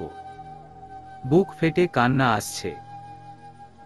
শাওয়ার ছেড়ে ফ্লোরে বসে চিৎকার করে কান্না করি। এমনটাই কি আমার সাথে হওয়ার ছিল? আমার জীবনে কি ভালোবাসা পাবার কোনো অধিকার নেই? আমার জীবনে ভালোবাসা সবচেয়ে বড় অভিশাপ। নিজের ভাগ্যের উপর তাচ্ছিল্যের হাসি আসছে। আমাদের স্বামী স্ত্রীর পবিত্র সম্পর্কটা অগ্নির কাছে ছেলেখেলা। তার মনে আমার জন্য কোনো অনুভূতি নেই, ভালোবাসা নেই। এখনো উনার সবটা জুড়ে উনার প্রথম ভালোবাসা রয়েছে। সিদ্ধান্ত নিলাম আমি আর কোনো দিন উনার দিকে ফিরে তাকাবো না। যেমন সবার জন্য ভালোবাসা নয়, তেমনি আমার জন্যও না। আজ ইয়াশা আপুর বিয়ে। মা ঢাকা থেকে ভোর সকালে পৌঁছিয়েছে। নাস্তার টেবিলে মায়ের সাথে দেখা। মাকে দেখে মনে হচ্ছে কিছুটা অসুস্থ। মাকে জিজ্ঞেস করলে মা বললেন তেমন কিছু না, কাজের স্ট্রেসে এমন দেখাচ্ছে। সবাই বারবার জিজ্ঞেস করছিল আমার চোখ মুখ এমন লাল কেন, কি হয়েছে? ঠিক মতো ঘুম হয়নি। এই বাহানা দিয়ে সবাইকে কাটিয়ে দেই। সকালের নাস্তার টেবিলে অগ্নিকে দেখা যায় না। আমিও কোনো খোঁজ নেই না। আর নিবই বা কেন? সে আমার কে হয়? দুপুরের মেকআপ আর্টিস্টরা বাড়িতে আসেন। বাড়ির সব মেয়েরা সাজগোজ করছে। মা আমাকে আর আপুকে জোর করে পাঠালেন। মায়ের সামনে আমার কোনো বাহানা কাজ করল না। অবশেষে ইচ্ছা না থাকার শর্তেও সাজতেন হয়। ব্লাশ পিঙ্ক কালারের গ্রাউন্ড পরে ভারী মেকআপ করে কার্টুন সেজে দাঁড়িয়ে আছি ভ্যানুর এক কর্নারে। সবাই বারবার একই প্রশ্ন করে যাচ্ছে, অগ্নি কোথায়? অগ্নি কোথায়? প্রত্যেকবারই মৌন থেকেছি। সবসময় মৌনতা মানে সম্মতি নয়। কখনো কখনো মৌনতা মানে জানি না ও হয়। মা অগ্নির জন্য খুব টেনশন করছেন। যদিও আমার অগ্নিকে নিয়ে কোনো মাথা ব্যথা নেই, কিন্তু মায়ের চিন্তিত চেহারা দেখে দোয়া করছি যেন সহিসালামতে বাড়ি ফিরে আসে। আমার দোয়া খুব তাড়াতাড়ি কবুল হলো। দরজার দিকে চোখ যেতেই দেখি অগ্নি কাঁচের দরজার বাহিরে দাঁড়িয়ে কারো সাথে ফোনে কথা বলছে। কালো শুটে এসেছে, চুলগুলো স্টাইল করে ব্রাশ করা, চোখে সানগ্লাস। অন্য সময় হলে হয়তো আমি উনার এই চার্মিং লুকের উপর গলে যেতাম, কিন্তু এই মুহূর্তে আমার উনাকে জাস্ট অসহ্য লাগছে। আজ সকালের পর তো উনার চেহারা দেখাটাও আমার জন্য জুলুম হয়ে যাচ্ছে। কিন্তু আমি সিদ্ধান্ত নিয়েছি আমি আর উনার পিছু নিব না। আমি আর কষ্ট পাব না। কোনো একজনের জন্য কারো জীবন থেমে থাকে না। আমি আগের মতো হাসব, খেলব, গাইব। কিন্তু বুকের কোথাও সেই ক্ষতটা ছেদ করে উঠে। আমি উনার থেকে মুখ ফিরিয়ে নেই। আপুর পাশে যেয়ে বসি। আপু আয়েশ করে আইসক্রিম খাচ্ছে। এই পর্যন্ত 2টো হয়ে গেছে। 3 নাম্বারটা চলছে। আপু আর দিকে একটা আইসক্রিম এগিয়ে বললেন, এই নে, এটা খেয়ে মাথা ঠান্ডা কর। আমি আপুর কথায় ভ্রু কুঁচকিয়ে বলি, কই আপু, আমার মাথা তো ঠান্ডাই আছে। তাই বুঝি? চেহারায় এমন রাগী ভাব কেন? এই যে বোচা নাকটাও ফুলিয়ে রেখেছিস। আপুর সাথে ছোট থেকেই আমার হার্ট টু হার্ট কানেকশন রয়েছে। জানি না কিভাবে আমার মন খারাপ থাকলে ঠিক টের পেয়ে যায়। আপুর কথাকে এড়ানোর জন্য কৃত্রিম হেসে বললাম, আজ আমার নাকটা বোচা বলে এইভাবে আমার মজা নিচ্ছ আপু? নট ফেয়ার আপু। তুমি জানো না, ইফ ইউর নোস ইজ বোচা দেন ইউ আর সুন্দরী। আচ্ছা শুনি, কোনো বইয়ে লিখা আছে? ওহ আপু, এটা ও জানো না? ফেসবুকে। আপু আমার কান টেনে দিয়ে বললেন, আচ্ছা বড় বোনের সাথে দুষ্টামি করা হচ্ছে তাই না? দ্বারা মজা বুঝাচ্ছি ফাজিল মেয়ে। আমি আপু থেকে নিজেকে ছাড়ানোর প্রচেষ্টা করতে করতে বলি, ও আপু সরি, আর করব না। আপু আমার কান ছেড়ে বললেন, হুম, এবার বল কি হয়েছে। একদম মিথ্যা বলার চেষ্টা করবি না। আমি জানি তুই কোনো কিছু নিয়ে আপসেট। আমি আপুকে কিছু বুঝতে না দিয়ে বললাম, না আপনি তেমন কিছু না। পাক্কা? একদম। আপুর বোধহয় আমার কথায় খুব একটা বিশ্বাস হয়নি। সন্দিহান চোখে আমার দিকে তাকিয়ে আছে। কিছু মুখে কিছু বলল না। আপু আর আমি গল্প করছিলাম। হঠাৎই আবির ভাইয়া সামনে এসে আপুর দিকে তাকিয়ে অবাক চোখে বললেন, হায় মাবুদ, হিয়া তুমি এখানো আইসক্রিম খাচ্ছ? আপু ছোট ছোট চোখ করে হাসির রেখা টেনে বললেন, মাত্রই তো দুটা খেয়েছি। ভাইয়া আপুর হাত থেকে আইসক্রিম টেনে ফেলে দিয়ে বললেন, গলা বসে যাবে। 1 সপ্তাহের জন্য আইসক্রিম টোটালি অফ। আপু বাচ্চাদের মতো কাদো কাদো চেহারা করে বললেন, আবির এটা ঠিক করছো না। ভাইয়া দাঁত দেখিয়ে হেসে বললেন, এটাই ঠিক। আপু কাদো কাদো চেহারা করে আমার দিকে তাকিয়ে অভিযোগ করলেন, দেখ না হুর, তোর ভাইয়া আমাকে আইসক্রিম খেতে দিচ্ছে না। এটা কি ঠিক করছে বল? আমি ভাইয়ার পাশে দাঁড়িয়ে দাঁত বের করে হেসে বললাম, একদম ঠিক। আপু আমি তো ভাইয়ার পক্ষে। তোমার অভিযোগ গ্রান্টেড না। আমি চাই না আমার সুইট আপু আর আমার ভবিষ্যৎ ভাগ্নে ভাগ্নির কোনো ক্ষতি হোক। আপু মুখ ভেঙচি দিয়ে অন্যদিকে মুখ ফিরিয়ে নেয়। আমি আর আবির ভাইয়া আপুর গোমরা চেহারা দেখে হাসছি। হঠাৎ আবির ভাইয়া অগ্নিকে এদিকে ডাকে। অগ্নিকে দেখেই মুখের হাসি গায়েব হয়ে যায়। আমি অন্যদিকে তাকাই। অগ্নি আমার দিকে একবারের জন্য তাকাচ্ছে না। হয়তো লজ্জা আর অপরাধবোধ উনার মাঝে কাজ করছে। আমিও উনার সামনে বেশি সময় উনার সামনে দাঁড়ালাম না। কোনো এক বাহানা দিয়ে চলে আসলাম। সত্যি বলতে উনার সামনে দাঁড়িয়ে থাকার মতো সাহস আর শক্তি আমার মাঝে নাই।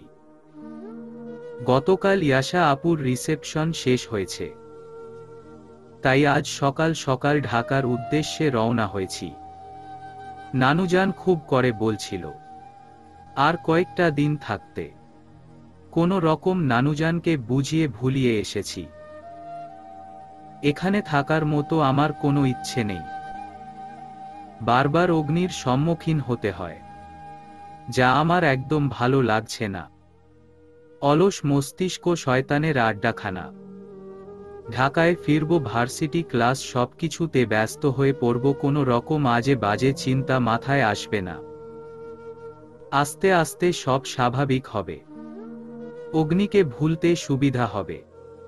এগুলো ভেবেই এক দীর্ঘতম নিঃশ্বাস নেই। মা ফ্লাইটে ঢাকায় ব্যাক করেছে, আর আমরা গাড়িতে রওনা দিয়েছি। গাড়িতে ইচ্ছে করে আপুর সাথে পিছনে বসেছি। আবির ভাইয়া আর অগ্নি সামনে বসেছে। পিছনে বসার জন্য বাহানা দেখিয়েছি শরীর খারাপ। আপুও আপত্তি করেনি। আজকাল খুব বাহানাবাজ হয়ে গেছি। সবাইকে এটা ওটা বাহানায় কাটিয়ে দেই। আমার জীবনটাই কেমন যেন রংহীন সাদা কালো হয়ে গেছে। চারদিকে শুধু বিষাদগ্রস্ত আধারময়। সত্যি চিটাগাং আমার জীবনে নতুন মোড় নিয়ে এসেছে। এখানে আসার আগে এক বুক আশা নিয়ে এসেছিলাম, ভালোবাসা নিয়ে এসেছিলাম, আর ফিরছি ভাঙা হৃদয় আর অজস্র কষ্ট নিয়ে। নিজের জীবনের দিকে তাকালে তাচ্ছিল্যের হাসি আসে। বাড়িতে ফিরতে রাত 8টা বেজে যায়। রুমে এসে ফ্রেশ হয়ে বেডে নিজের গায়ে লিয়ে দেই। বড্ড ক্লান্ত লাগছে। কিছু সময় পর রুমে কারো আসার শব্দ পাই। আমি জানি অগ্নি এসেছে। ইচ্ছে করে চোখ বুজে রাখি। উনি ওয়াশরুমে ফ্রেশ হতে চলে যায়। এই সুযোগে আমি তাড়াতাড়ি করে সোফায় নিজের বিছানা পেতে নেই। নানুজানের পরানো বালা জোড়া আর নো স্পিন কাঠের বাক্সে রেখে বিছানার পাশে ছোট টেবিলে উপর রাখি। অগ্নি আসার আগেই তাড়াতাড়ি করে লাইট অফ করে সোফায় শুয়ে পড়ি। এসব কেন করছি? রাগে? ভয়? উহু, এই দুটোর একটাও না। এসব আমি চক্ষু লজ্জায় করছি। একজন মানুষের নৈতিকতার অনেকটা অংশ জুড়ে আছে চক্ষু লজ্জা। এই চক্ষু লজ্জা মানুষকে যেমন অন্যায় করতে বাধা দেয়, তেমনি মনের বিভিন্ন দ্বিধাদ্বন্দ্বতে ফেলে। অগ্নির নামের কোনো জিনিস আমার চাই না, আর না চাই অগ্নির নামের সাথে জুড়ে থাকতে। উনার সাথে চোখাচোখি হয়ে আমি চক্ষুলজ্জায় পড়তে চাই না। বেশ কিছু সময় পর ওয়াশরুমের দরজা খোলার শব্দ কানে আসে। আমি আরো শক্ত করে চোখ চেপে থাকি। উনি রুমে এসে বেশ কিছুক্ষণ আমার দিকে তাকিয়ে শীতল গলায় বললেন, তোমার সোফায় ঘুমাতে হবে না, তুমি বেডে ঘুমাও। আমি সোফায় ঘুমাচ্ছি। আচ্ছা, উনি কি করে জানলো আমি এখনো জেগে আছি? অগ্নির কথায় আমি কোনো উত্তর দেই না। অগ্নি আরো কিছুক্ষণ আমার দিকে উত্তরের আশায় তাকিয়ে থাকে। আমার কোনো জবাব না পেয়ে উনি বিছানার দিকে এগিয়ে যায়। কিছুক্ষণ পর ঝাঝালো গলায় বললেন, এটা কি? এগুলো নানুজান তোমাকে দিয়েছিল। এগুলো খুলে এখানে কেন রেখেছ? আমি এবারও কোনো উত্তর দেই না। উনি কিছুক্ষণ আমার উত্তরের আশা করে, কিন্তু কোনো উত্তর না পেয়ে রাগী গলায় বললেন, আমি কিছু জিজ্ঞেস করছি হুরর, আই ওয়ান্ট অ্যান্সার। আমি চোখ খুলে খুব স্বাভাবিক কণ্ঠে উত্তর দেই, এগুলো নানুজান তার নাতবউয়ের জন্য রেখেছে, যা আমি না। এগুলো আমাকে বারবার স্মরণ করিয়ে দেয় আমি নানুজানকে ঠকাচ্ছি, তাই আমি গহনা ফিরিয়ে দিচ্ছি। এত বোঝ আমি রাখতে পারবো না। উনি রেগে বললেন, এগুলো কি আমি পরব? আপনি পরবেন নাকি আপনার ভবিষ্যৎ স্ত্রীকে দিবেন সেটা আপনার একান্ত নিজস্ব ব্যাপার। অন্যদিকে পাশ ফিরে চোখ বন্ধ করে নেই। কিছুক্ষণ পর বিকট এক আওয়াজ কানে আসে। উনি কি গহনার বক্স মাটিতে আছাড় মেরেছে? মারুক, তাতে আমার কি? উনার যা ইচ্ছে করুক, আমার উনাকে নিয়ে কোনো প্রকার মাথা ব্যথা নেই। অগ্নির ঘুম ভাঙার আগেই ভার্সিটির জন্য রেডি হয়ে নেই। বাড়ি থেকে বের হওয়ার সময় মায়ের সামনে পড়ি। মায়ের বিভিন্ন প্রশ্নের সম্মুখীন হতে হয়। মাকে মিথ্যা বললাম যে আমার আজ একটু তাড়াতাড়ি যেতে হবে, ইম্পর্ট্যান্ট ক্লাস আছে। মাও আর বাধা দিল না। ভার্সিটিতে পৌঁছাই 9টায়। এখনো ক্লাস শুরু হতে আরো 2 ঘন্টা বাকি। এত সময় একা বসে কি করব? আচমকাই মাথায় এক বুদ্ধি আটকে। দ্রুত ব্যাগ থেকে ফোন বের করে শেফাকে আসতে বলি। শেফার বাড়ি ভার্সিটির পাশে হওয়ায় সে 20 মিনিটে চলে আসে। আমাকে দেখতেই হুট করে মাঠে সবার সামনে জড়িয়ে ধরে। এই মেয়ের এটা অনেক আগের অভ্যাস। আমাকে যেখানে দেখবে এভাবে জড়িয়ে ধরবে। দুজন ক্যান্টিনের দিকে যাই। সেখানে হাউসফুল।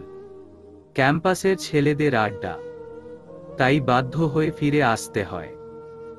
দুজন লাইব্রেরি দিকে যাই। পুরো লাইব্রেরি ফাঁকা, কেউ নেই। আমি আর শেফা এক কোণায় বসে পড়ি। দুজন এইটা বিভিন্ন আলাপ করি। কয়েকদিন দেখা হয়নি শেফার সাথে, কিন্তু মনে হচ্ছে কতকাল পর দেখা হচ্ছে।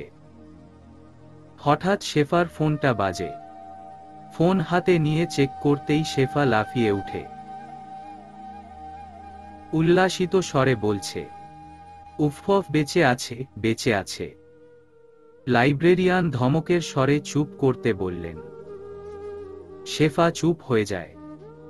আমি চাপা ধমকের স্বরে শেফাকে বললাম, কি হয়েছে এমন ইঁদুরের মতো চেঁচে কেন করছিস? কে বেঁচে আছে? আরে আর বলিস না, এক পাগলের সাথে রিলেশনে আছি। কথায় কথায় শুধু সুইসাইডের হুমকি দেয়। কাল রাতে ফোন রিসিভ করতে লেট হয়েছে বলে হুমকি দিয়েছিল। তারপর আর মেসেঞ্জারে দেখা যায় না। তাই ভয় ছিলাম যদি সত্যি সত্যি সুসাইড করে নেয়। এখন দেখি আবার মেসেজ দিয়েছে, তার মানে বেঁচে আছে। যাক বাবা, টেনশন থেকে মুক্তি পেলাম। এটা তোর কয় নাম্বার বয়ফ্রেন্ড যেন? ওয়েট গুনে বলছি। মম 1 2 4 5। ও হে 5 number. 5 number boyfriend. Like seriously? কেমনে পারিস তুই এসব? মানে কেমনে বল একবার। ট্যালেন্ট বুঝলি, ট্যালেন্ট যা সবার ভিতর নেই। আহায়, ট্যালেন্ট কারো মন নিয়ে খেলা ট্যালেন্ট। চিল ইয়ার, এত সিরিয়াস হচ্ছিস কেন? তারাও মন প্রাণ দিয়ে কাউকে ভালোবাসে না। টাইম পাস করে আমার মতো। এর জন্যই এবার সাইকোর পাল্লায় পড়েছিস। কথায় আছে না, চোরের 10 দিন গৃহস্থের 1 দিন। প্লিজ তুই তো এভাবে বলিস না। আমাকে বুঝার মতো তুই ছাড়া কে আছে বল।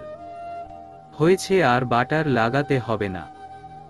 যা ক্যান্টিন থেকে কফি নিয়ে আয়। মাথাটা খুব ধরছে। আচ্ছা যাচ্ছি ম্যাডাম। শেফা কথা শেষ করে কফি আনতে যায়। আমি মন দিয়ে নোট তৈরি করছি। কিছু সময় পর কেউ আমার সামনে এসে বসে। আমি মাথা নিচু করে আর চোখে তাকিয়ে দেখি অগ্নি। খুব রেগে আছে। রাগে নাক ফুলছে। বারবার হাত কোচলাচ্ছে।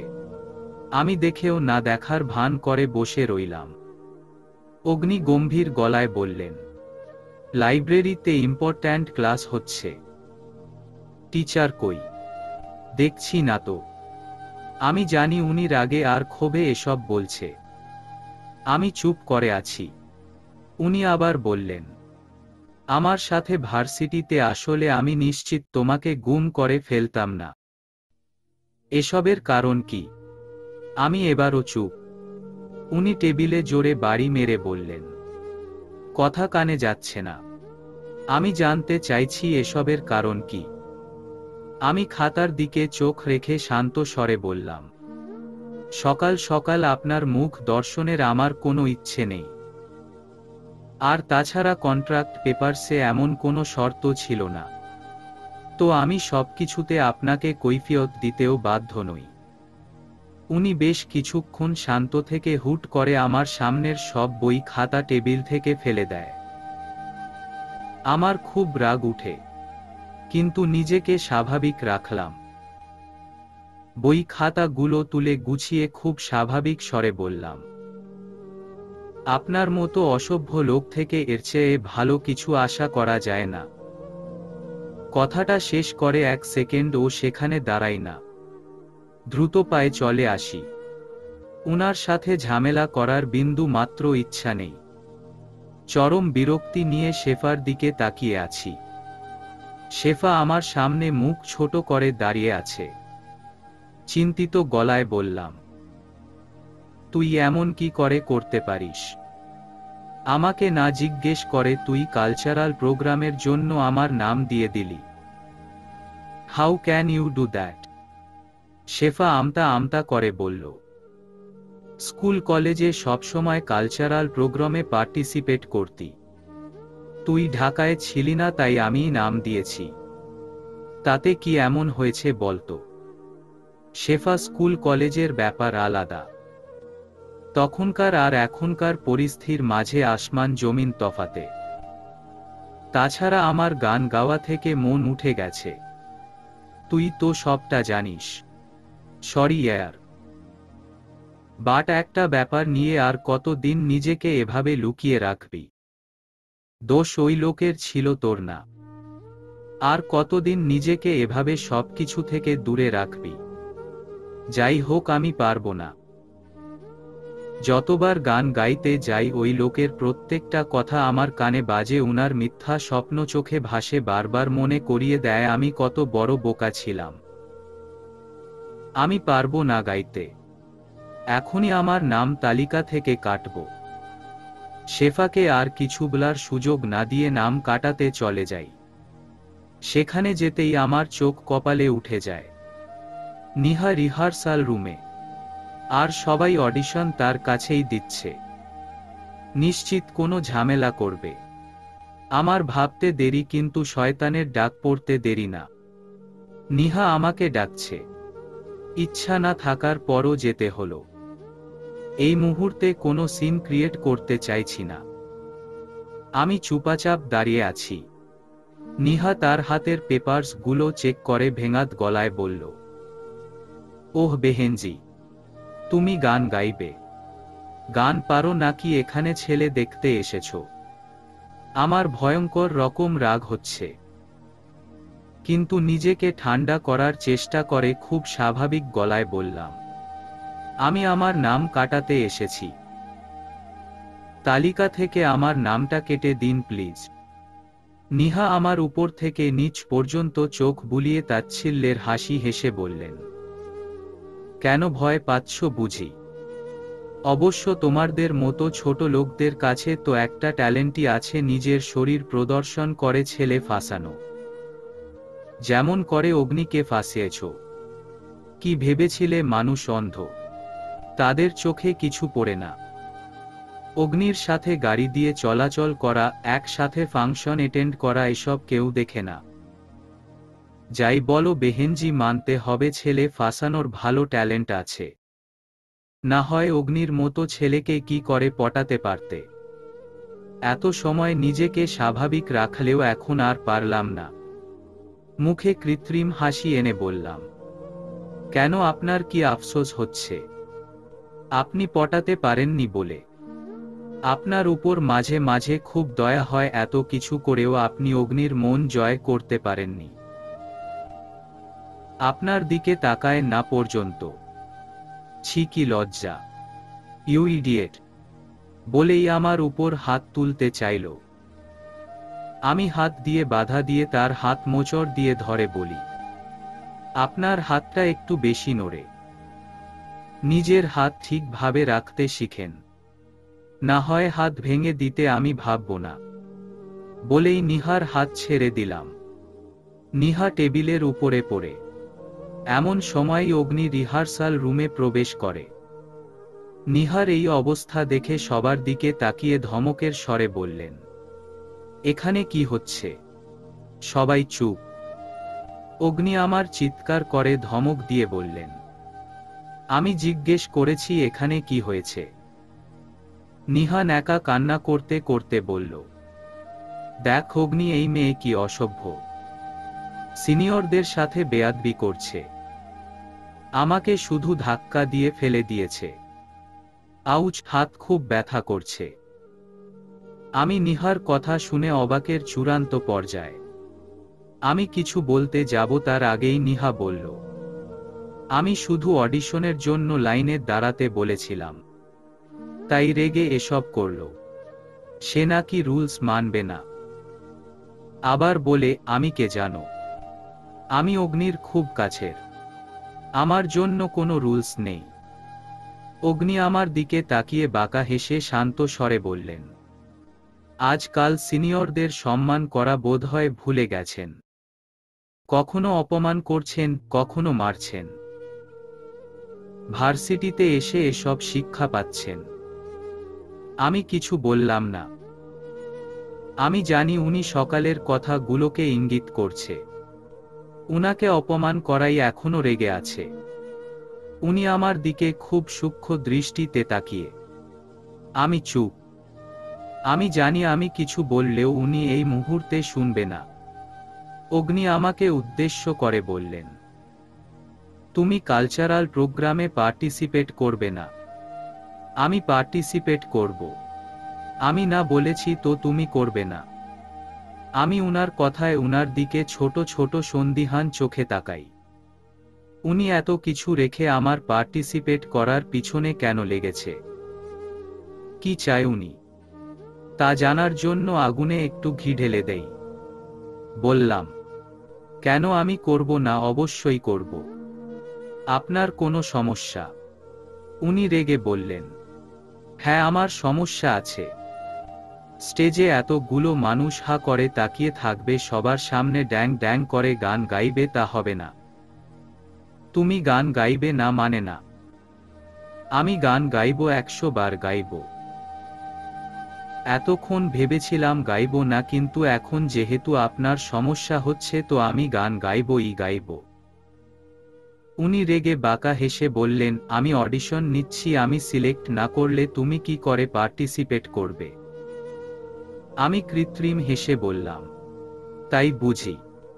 আমি আদ্রিতা ম্যামের কাছে কমপ্লেইন করব যে আপনি ইচ্ছে করে আমাকে সিলেক্ট করেননি। উনি আর কোনো কথা বললেন না, রেগে নাক ফুলিয়ে চলে যায়। আর আমার অডিশন ও নেন না। আমি জানতাম উনাকে মায়ের কথা বললে উনি আর কথা বাড়াবেন না। আমার ট্রিক কাজে লেগেছে। আমি এখন থেকে তাই করব যা উনার অপছন্দ। ছেলেরা দেখবে বলে উনি আমাকে গান গাইতে না করছে তাই না। আমি এখন তাই করব। উনার কথায় আমি কেন চলব? কিসের এত অধিকারবোধ? যেই সম্পর্কই উনি মানে না সেই সম্পর্ক নিয়ে উনার এত কেন মাথা ব্যথা? রিহার্সালের ঘটনার পর ৩-৪ দিন চলে যায়। আমার আর অগ্নি মাঝে এরপর আর কোনো কথা হয় না। একই বাড়িতে একই ছাদের নিচে দুজন অপরিচিতদের মতো থাকি। না কোনো কথা, না কোনো নৈকট্য। দুজনের মাঝে শুধুই পিনপতন নীরবতা কাজ করে। আমি বরাবরের মতোই অগ্নিকে ইগনোর করি। দুজনের খুব কম চোখাচোখি হয়। উনি ঘুম থেকে উঠার আগেই ভার্সিটিতে চলে যাই। আর ফিরার সময় রিহার্সাল শেষ করে তাড়াতাড়ি বেরিয়ে আসি। রিহার্সালের সময় ও লুকিয়ে চলে আসি। কোনোভাবেই এই লোকের মুখোমুখি আমি হতে চাই না। আজ রিহার্সাল শেষ হতে অনেক দেরি হয়ে গেছে। শেফাও অপেক্ষা করতে না পেরে চলে গেছে। আমি ভার্সিটির গেটে আসতেই দেখি উৎস ভাইয়া দাঁড়িয়ে আছে। আমাকে দেখেই আমার দিকে এগিয়ে আসে, এক গাল হাসি নিয়ে। আমিও সৌজন্যমূলক হাসি দিলাম। উৎস ভাইয়া আমার সামনে এসে বললেন, কেমন আছো হুরপরি? আমি মুচকি হেসে বললাম, আবার নতুন নাম? উনি নিচের দিকে তাকিয়ে আলতো স্বরে বললেন, এখন তুমি মানুষটাই এমন যে তোমার প্রতিরূপ নতুন নতুন নামের সন্ধান দেয়। আমি মুচকি হাসলাম। উৎস ভাইয়া আবার বললে না, কেমন আছো? জি ভাইয়া, ভালো আছি। আপনি কেমন আছেন? ভালো। তোমার সাথে কিছু কথা ছিল। যদি তোমার সমস্যা না হয় তাহলে কোথাও বসি। আমি কিছুক্ষণ চুপ থেকে হ্যাঁ বোধক মাথা নাড়ালাম। উনার চেহারা দেখে মনে হচ্ছে ইম্পর্ট্যান্ট কিছু। উনার সাথে ভার্সিটির পাশে রেড রোজ ক্যাফেতে বসি। উনি কফি অর্ডার করলেন। দুজনের মাঝে নীরবতা কাজ করছে। নীরবতা ভেঙে উৎস ভাইয়া বললেন, আমার জীবনে তোমার কতটা ইম্পর্ট্যান্স তুমি হয়তো জানো না। আমার জীবনের প্রথম প্রেম ছিলে তুমি, আর হয়তো শেষও। উৎস ভাইয়ার কথায় আমি কিছুটা নড়ে বসি। সংকোচিত স্বরে বললাম, কিন্তু ভাইয়া এখন এসব কথা মানে আর কি? আমাকে থামিয়ে উৎস ভাইয়া বললেন, আমি এখন এসব কেন বলছি তাই ভাবছো তো? এসবের দরকার আছে আমি এখন যা বলবো তার জন্য এসব কথার প্রয়োজন আছে তোমার সবটা জানার অধিকার আছে। আমি তোমার এই অবস্থা মেনে নিতে পারছি না। উৎস ভাইয়ার কথায় আমার মনে ভয় চেপে ধরে। উৎস ভাইয়া কি আমার আর অগ্নির ব্যাপারে সবটা জেনে গেছেন? যদি মামাকে জানিয়ে দেয়? না না, আমাকে যে করেই হোক সবটা সামলিয়ে নিতে হবে। উৎস ভাইয়াকে বুঝাতে হবে। উৎস ভাইয়ার কথা শুনে আমি এখনো থম মেরে বসে আছি। উনি কি বলতে চাইছে? আমার ভাবনায় কড়া নেড়ে উৎস ভাইয়া বললেন, আমি এখন যেটা বলবো জানি না তুমি কি ভাবে নিবে, পজিটিভলি নাকি নেগেটিভলি, কিন্তু সত্য তো সত্যই। আই লাভ ইউ আমি উৎস ভাইয়ার কথা চমকিয়ে যাই। কি বলছেন উনি? উনি কি পাগল হয়ে গেছে নাকি? আমি রেগে বললাম, ভাইয়া আপনি এসব কি বলছেন? আমি বিবাহিত। আপনি আমাকে এসব কি করে বলতে পারেন? আপনি উৎস ভাইয়া আমাকে আর কিছু বলতে না দিয়ে মুচকি হেসে নিজেই বললেন, আমি জানতাম তুমি এমন কিছু বলবে, কিন্তু সত্য এটাই হুর। কিন্তু আমাকে আমার কাল্পনিক সত্য নিয়ে থাকলে চলবে না। তে তো বাস্তবতা ও মেনে নিতে হবে যে তুমি বিবাহিত, আর অগ্নি তোমার স্বামী। তোমার উপর শুধুই অগ্নির অধিকার। এতটুকু বলেই উৎস ভাইয়া এক তিক্ত শ্বাস ফেলে তারপর আবার বললেন, আমি জানি কোথাও আমাকে নিয়ে তোমার আর অগ্নির মাঝে প্রবলেম চলছে। সরি টু সে, ইয়াশা ভাবির হলুদের দিন অগ্নি আর তোমার মাঝে কথোপকথন আমি শুনেছি। অগ্নি তোমার উপর রেগে ছিল আমার সাথে কথা বলেছ বলে। ব্যাপারটা নিয়ে বেশ চিন্তিত ছিলাম, তাই সেদিন হিয়াকে ফোন দেই, কথায় কথায় তোমাদের কথা জিজ্ঞেস করি। জানতে পারি তোমার আর অগ্নির মাঝে ঝামেলা চলছে। আমার অনুমান এই ঝামেলা ইয়াশা ভাবির হলুদের দিনের সূত্র ধরে। আমি চাই না আমার জন্য তোমাদের মাঝে কোনো রকম ঝামেলা হোক। অগ্নি নিজের জায়গায় একদম ঠিক আছে। কোনো পুরুষই তার স্ত্রীকে ওই লোকের সাথে কথা বলা সহ্য করবে না, যে কিনা কোনো একসময় তাকে ভালোবাসতো বা এখনো ভালোবাসে। অগ্নিও তাই করেছে। রিলেটিভ হওয়ার সুবাদে দুজনের মুখোমুখি হতে হবে। আমি আর তুমি মুখোমুখি হলে অগ্নির মনে ইনসিকিউর সন্দেহ কাজ করবে। তোমাদের সম্পর্কের মাঝে ফাটল ধরবে, যা আমি কোনোভাবেই চাই না। তাই আমি সিদ্ধান্ত নিয়েছি আমি বিয়ে করব। আমি বিবাহিত হলে অন্তত অগ্নির মনে এসব ইনসিকিউরনেস কাজ করবে না। আর পাত্রী অগ্নির কাজিন নিশিত। আমি উৎস ভাইয়ার কথায় বেশ অবাক হচ্ছি। একটা ঠিক কতটা নিঃস্বার্থকভাবে ভালোবাসলে এমন ডিসিশন নিতে পারে, কিন্তু তার চেয়ে বেশি অবাক হচ্ছি নিশিতের কথা শুনে। নিশিত পাত্রী কি করে হতে পারে? আমি সংকুচিত মনে প্রশ্ন করলাম। মানে ভাইয়া, নিশিত কি করে পাত্রী? উৎস ভাইয়া মলিন হেসে উত্তরে বললেন, নিশিতের সাথে 1 বছর আগে অনয়ের এঙ্গেজমেন্টে পরিচয়। তারপর থেকে মাঝে মাঝে নিশিতের সাথে মেসেঞ্জারে টুকটাক কথা হয়। আস্তে আস্তে লক্ষ্য করি নিশিত আমার প্রতি দুর্বল হয়ে পড়ছে। তাই তার সাথে কথা বন্ধ করে দেই। এবার বিয়েতে প্রপোজ করে, কোনো উত্তর দেয়নি। সত্যি বলতে ফিরিয়ে দিতে পারিনি। নিশিতের চোখে সেই একই না পাবার যন্ত্রণা দেখেছি যা আমার মাঝে আছে। তাই সব ভেবে ডিসিশন নিয়েছি যে নিশিতকে ফিরিয়ে দিব না, তাকে বিয়ে করব।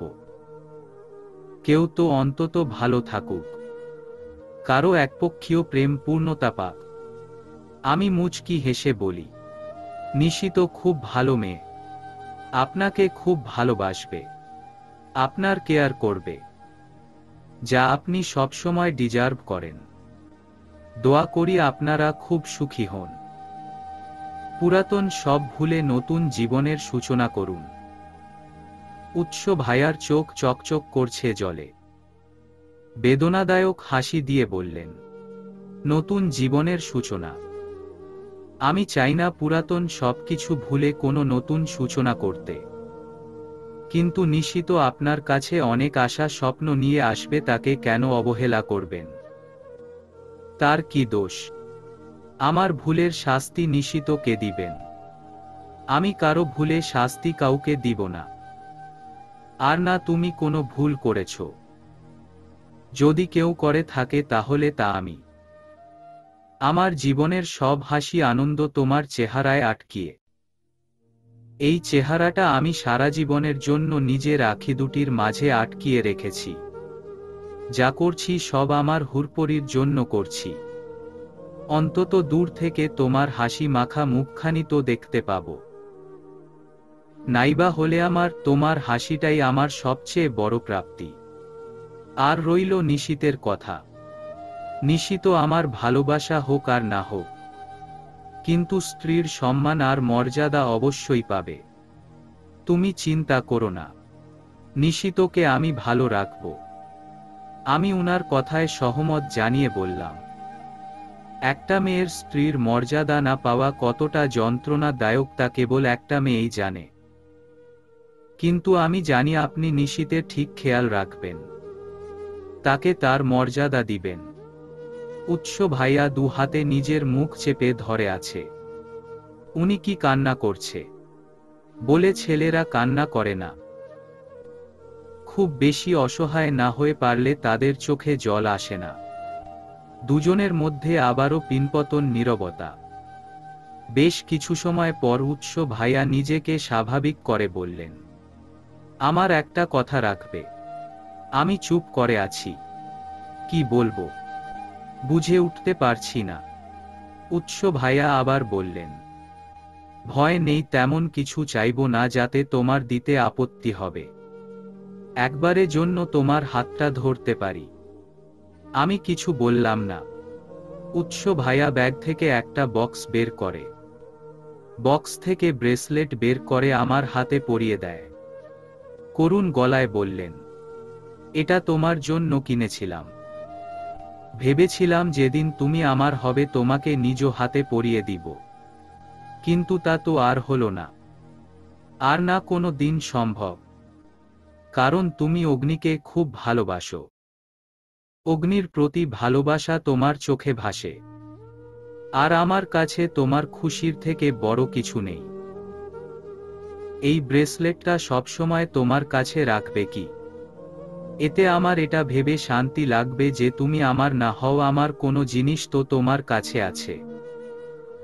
উৎস ভাইয়ার কথা শেষ হতেই আমার চোখ যায় দরজার দিকে। অগ্নি হাত মুঠো বদ্ধ করে দাঁড়িয়ে আছে। শুধু রাগ না, একে বলে ভয়ঙ্কর রাগ। সবকিছু ধ্বংস করে দেওয়ার মতো রাগ। আমি তাড়াতাড়ি করে উৎস ভাইয়ার থেকে হাত ছাড়িয়ে নেই। অগ্নি রাখে ফুঁসতে ফুঁসতে ক্যাফের থেকে বেরিয়ে যায়। উনার এভাবে চলে যাওয়াটা আমার জন্য কতটা ভয়ঙ্কর হতে পারে তা আমার ঠিক জানা আছে। বাড়িতে পৌঁছাতে পৌঁছাতে সন্ধ্যা হয়ে আসে।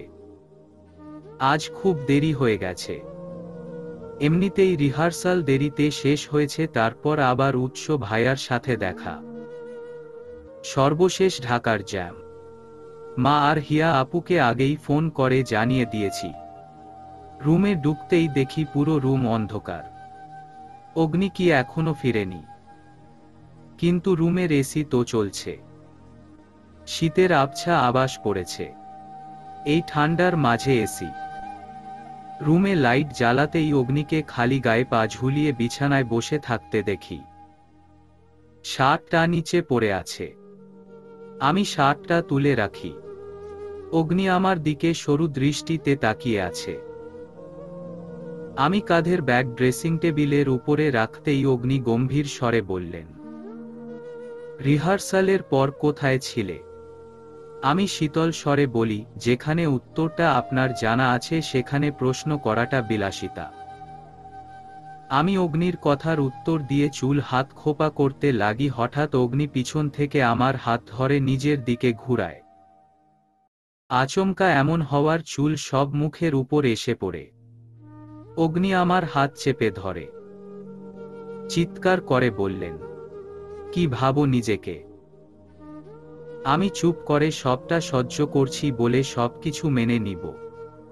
হুর আমার চুপ থাকাটাকে আমার দুর্বলতা ভেবে ভুল করো না। আমি এখনো সেই আগের অগ্নি আছি। কেন ওই উৎসের সাথে ক্যাফেতে দেখা করতে গিয়েছিলে? বলো কেন? আমি কিছু বললাম না। অগ্নির ক্রুদ্ধ চোখের দিকে তাকিয়ে আছি। এই চোখে রাগ ছাড়াও আরো অন্য কিছু আছে। কিন্তু তা কি? জেলাসি, অভিমান নাকি ভয়? যাই থাকুক না কেন আমি এবার আর দুর্বল হব না, আর এই চোখের মায় নিজেকে জড়াবো না। আমি অগ্নি থেকে টান দিয়ে নিজের হাত ছাড়িয়ে নেই। অগ্নি আমার দিকে কয়েক সেকেন্ড তাকিয়ে আমাকে আবার নিজের দু হাত দিয়ে নিজের বাহুতে আটকায়। আমি ছাড়াতে পারছি না। অগ্নি নিজের এক হাতে আমার ব্রেসলেট পরা হাত চেপে ধরে বললেন, এই ব্রেসলেট ওই উৎস দিয়েছে তাই না? এই হাতটাই চেপে ধরেছিল না? এতটুকু বলেই আমাকে ওয়াশরুমের দিকে টেনে নিয়ে যায়। উনার এমন কাজে আমি হতভম্ব হয়ে আছি। কি করতে চাইছে এই লোক? আমাকে এভাবে টানছে কেন? বেসিনে পানি ছেড়ে উনি আমার হাত পানির নিচে রেখে সাবান দিয়ে হাত ধুয়ে দিচ্ছিলেন। উনি হাত ধুতে ধুতে বললেন, এই হাত ও উৎস ধরেছিল। আমি এই হাতে তার স্পর্শের কোনো চিহ্নই রাখব না, সব ধুয়ে ফেলব। আমি আমার হাত ছাড়াতে চাইলে উনি আরো শক্ত করে তা চেপে ধরে। আমি বারবার উনাকে আমার হাত ছাড়তে বলছি, কিন্তু উনি আমার কোনো কথা কানেই নেয় না। পাগলের মতো বিহেভ করছে। বেশ কিছুক্ষণ পর আমাকে আবার টানতে টানতে রুমে নিয়ে আসে। আমি নিজের সব শক্তি দিয়ে চেষ্টা করেও উনার সাথে পেরে উঠতে পারছি না। আমি চিৎকার করে বললাম, আপনি কি পাগল হয়ে গেছেন? আপনি এমন কেন করছেন? উনি আমাকে ধাক্কা দিয়ে দেয়ালের সাথে চেপে ধরে আমার চেয়ে দ্বিগুণ জোরে চিৎকার করে বললেন, হ্যাঁ, আমি পাগল হয়ে গেছি। তুমি আমাকে পাগল বানিয়ে দিয়েছ। আমার সবকিছু এলোমেলো করে দিয়েছ। তোমার ইগনোর আমাকে তিলে তিলে শেষ করে দিচ্ছে। তোমার অন্য কারো কাছে যাওয়া আমাকে ক্ষতবিক্ষত করে জ্বালিয়ে পুড়িয়ে শেষ করে দিচ্ছে। মানতে পারছি না তোমাকে অন্য কারো সাথে। উনি কিছুক্ষণ থেমে বড় বড় নিঃশ্বাস নিচ্ছিলেন। আমার হাতের ব্রেসলেটের দিকে কিছুক্ষণ তাকিয়ে একটানে তা ছিঁড়ে নিচে ফেলে দেয়। আবার হাতে অনেকটা কেটে যায়, আমি ব্যথায় কুকড়িয়ে উঠি। কিন্তু অগ্নির সেদিকে কোনো ভ্রুক্ষেপ নেই। অগ্নি রেগে বললেন, অন্য কারো কোনো জিনিস তোমার কাছে থাকতে পারবে না। তোমার উপর কেবল আমার অধিকার। কেন গিয়েছিলে ওই উৎসের সাথে দেখা করতে? বলো কেন? আমি এত সময় চুপ করে নিজের হাত চেপে ধরেছিলাম। অগ্নির উপর আমার রাগ আর হাতের ব্যথার যন্ত্রণা সবকিছু একত্রে মিশ্রিত হয়ে অগ্নিগিরির জ্বলন্ত লাভা রূপ ধারণ করে। আমি উনার বুকে আমার দুহাতে সজোরে আঘাত করে দূরে সরিয়ে দেই। চিৎকার করে বললাম, কিসের অধিকার দেখান? বলেন কিসের অধিকার? আমি আপনার কে হই? বউ? নাকি জাস্ট 1 বছরের রেজিস্ট্রি করা রক্ষিতা? আমার উপর আপনার কোনো প্রকার অধিকার নেই। বিয়েটা শুধু একটা চুক্তি। 1 বছর পর চুক্তি শেষে আপনি আপনার রাস্তায় আর আমি আমার। আর শুনতে চেয়েছিলেন না আমি কেন উৎস ভাইয়ার সাথে দেখা করতে গিয়েছিলাম? তো শুনুন, 1 বছর পর আপনি আমাকে ছেড়ে দিলে নতুন কাউকে তো ধরতে হবে, তাই না?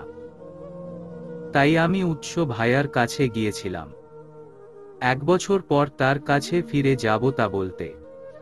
শুনেছেন উত্তর? মনে শান্তি লেগেছে। এরপর আমার থেকে কোনো কৈফিয়ত চাইবেন না। ভুলে যাবেন না আমি আপনার 1 বছরে রক্ষিতা। আর রক্ষিতাদের থেকে কৈফিয়ত চাইতে নেই। আমার কথা শেষ হতেই অগ্নি সজোরে আমার গালে চড় বসিয়ে দেয়। আমি অশ্রুভরা চোখে উনার দিকে তাকিয়ে আছি। উনি কাবার্ড থেকে কন্ট্রাক্ট পেপারস বের করে তাতে আগুন লাগিয়ে পুড়িয়ে ফেলে।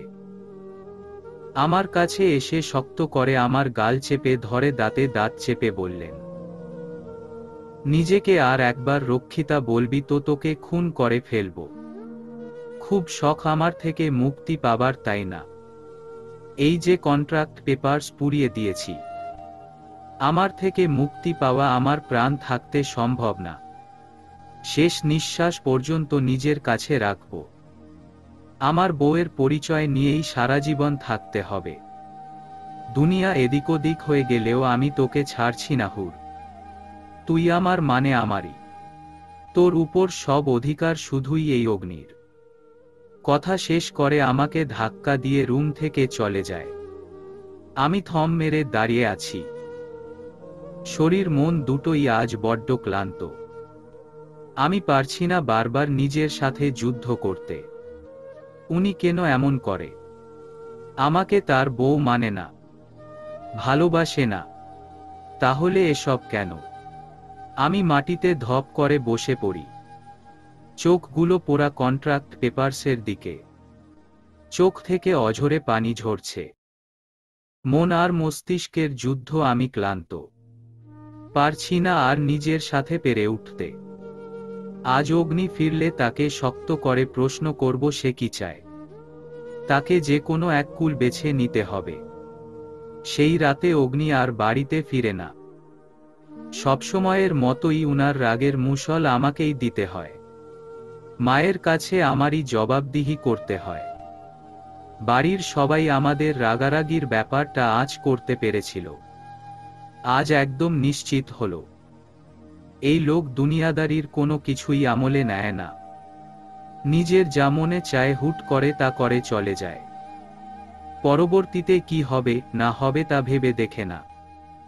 আমি রুমের সবকিছু গোছগাছ করে ঘুমিয়ে পড়ি। আগামীকাল ভার্সিটিতে কালচারাল প্রোগ্রাম। সকাল সকাল ঘুম থেকে উঠে নাস্তা করে নিলাম। অগ্নি এখনো বাড়িতে ফিরেনি। মায়ের কাছ থেকে জানতে পারি অগ্নি ভার্সিটির হলে আছে। আজকের ফাংশনের সব আয়োজন করে সেখানেই থেকে গেছে। আমি ছোট্ট একটা হতাশার নিঃশ্বাস ছাড়ি। কখনো কোনো কিছু পরিবর্তন হবে না, না উনি না উনার রাজ্যের। বিকেলের দিকে রেডি হয়ে নিলাম। গোল্ডেন পাড়ের ক্রিম কালারের হাফ সিল্ক জামদানি শাড়ি পরলাম। শাড়িতে ছিটে ছিটে লাল সুতোর কাজ। চুলগুলো মাঝ সিথি করে খোপা করে নিলাম। খোপায় আর্টিফিশিয়াল লাল সাদা গোলাপ ফুল। মুখে হালকা মেকআপ। ঠোঁটে রোজি রেড কালার লিপস্টিক। কপালে ছোট্ট একটা কালো টিপ। কানে হোয়াইট স্টোনের গোল্ডেন ঝুমকো। হাত ভরা সাদা গোল্ডেন স্টোনের চুড়ি। আয়নায় নিজের দিকে তাকিয়ে আছি। চেহারায় একটা ম্যাচুরিটি ফুটে উঠেছে। শুধু কি শাড়ি পরার কারণেই এমন দেখাচ্ছে, নাকি জীবনের কঠিন বাস্তবতার জন্য? মামি সবসময় বলতো হুর ম্যাচিউর হও। তোর মাঝে কবে ম্যাচিউরিটি আসবে? এত বড় হয়েছিস, এবার তো একটু ম্যাচিউর হও। তখন মনে প্রশ্ন আসতো, আচ্ছা কিভাবে ম্যাচিউর হয়? আমি কেন হতে পারি না? চেষ্টা তো কম করছি না, তবে কেন ম্যাচিউর হচ্ছি না? এখন আমার সেই সব প্রশ্নের উত্তর পেয়েছি। সত্যি তো এটাই যে ম্যাচিউরিটি বয়স বা সময়ের সাথে আসে না। জীবনের তিতো বাস্তবতার অভিজ্ঞতা এনে দেয়। এই যে আমাকে এক রাতের মাঝেই ম্যাচিউর করে দিয়েছে। আয়নায় আমার প্রতিবিম্বটি দেখে মনে হচ্ছে খুব সুন্দর, সদ্য সুখী বিবাহিতা দাঁড়িয়ে। কিন্তু ভিতরে ভিতরে প্রতিমুহূর্ত আমি ভেঙ্গে চুরমার হচ্ছি। আমার বিষণ্ণতা ভরা চেহারার উপর হাসি খুশির মুখোশ পরে আছি। কেউ নাই বা জানুক মুখোশের আড়ালে আমি কতটা ভালো আছি। মায়ের থেকে বিদায় নিয়ে ভার্সিটির উদ্দেশ্যে রওনা হই। রিকশা থেকে নামতে দেখি শেফা নীল সাদা শাড়ি পরে গেটে সামনে দাঁড়িয়ে। খুব সুন্দর লাগছে। আমাকে দেখেই সবসময়ের মতো জড়িয়ে ধরে। উল্লাসিত কণ্ঠে বললেন, হায় মেরি জান, যা লাগছিল না একদম বোম। আমি যদি ছেলে হতাম না এখনই তুলে নিয়ে বিয়ে করে ফেলতাম। আর আমি শেফাকে কিছু বলতে না দিয়ে বললাম, হয়েছে তোর? মানে তুই এমন করিস যে আমি বিশ্ব সুন্দরী? তা তো বটেই, তুই নিজেও কম না ওকে।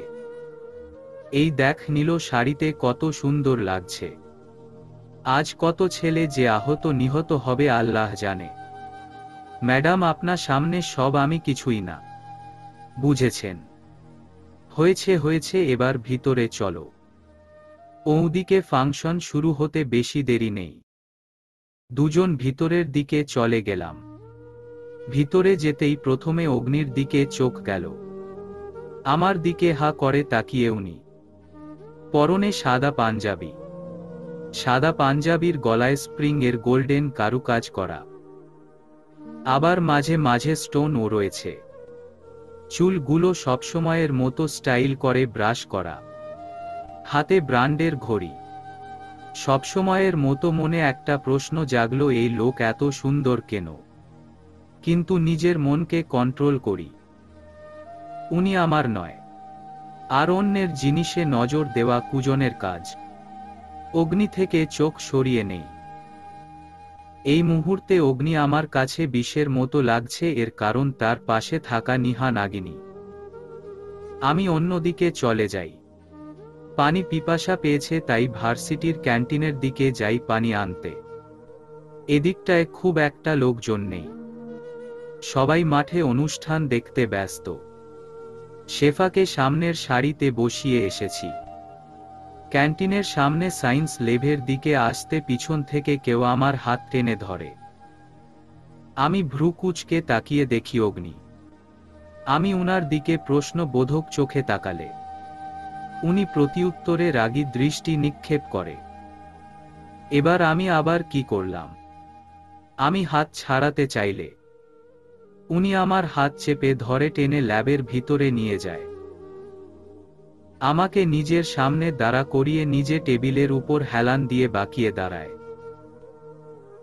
আমার দিকে ছোট ছোট চোখ করে উপর থেকে নিচ পর্যন্ত সূক্ষ্মভাবে পরখ করছে। আমি উনার দিকে তাকাচ্ছি না, আশেপাশে চোখ বুলাচ্ছি। আমি উনার চোখের দিকে একদম তাকাবো না। উনার এই গভীর চোখ সর্বনাশা। আমি চাই না আবার এই চোখে মায়ায় পড়তে। এই হালকা শীতের মাঝেও আমার হাত পা ঘামছে। এই লোক কি করতে চাইছে আমার মাথায় খেলছে না। আমি অন্যদিকে তাকিয়ে আমতা আমতা করে বলি, এখানে নিয়ে এসেছেন কেন? বাহিরে অনুষ্ঠান শুরু হয়ে গেছে, আমাকে যেতে দিন। উনার গম্ভীর প্রশ্ন, এদিকে কি করছিলে? আমি আগের মতো মিনমিন স্বরে উত্তর দিলাম, পানি পিপাসা পেয়েছিল, তাই পানি খেতে এসেছি। অগ্নি আমার দিকে তাকিয়ে ফোনটা বের করে কাউকে ফোন করে পানি আনতে বলেন। আমি ভ্রু কুঁচকে উনার দিকে তাকাই, উনার দৃষ্টি তখনও আমার দিকে। আমি এক পা পিছাতেই উনি আমার ডান হাত ধরে নিজের দিকে টান দেয়।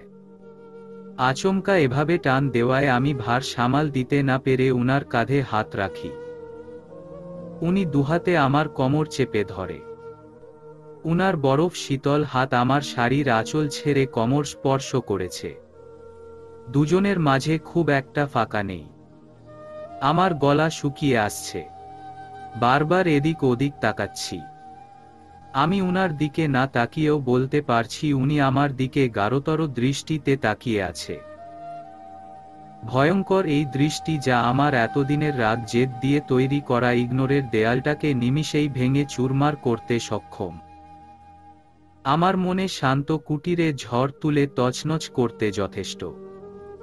আমি উনার কাঁধ থেকে হাত সরাতে চাইলে উনি আমার কোমরে আরো জোরে চেপে ধরে। মনে হয় নখ ডেবে কেটে গেছে। আমি আর হাত সরানোর চেষ্টা করলাম না।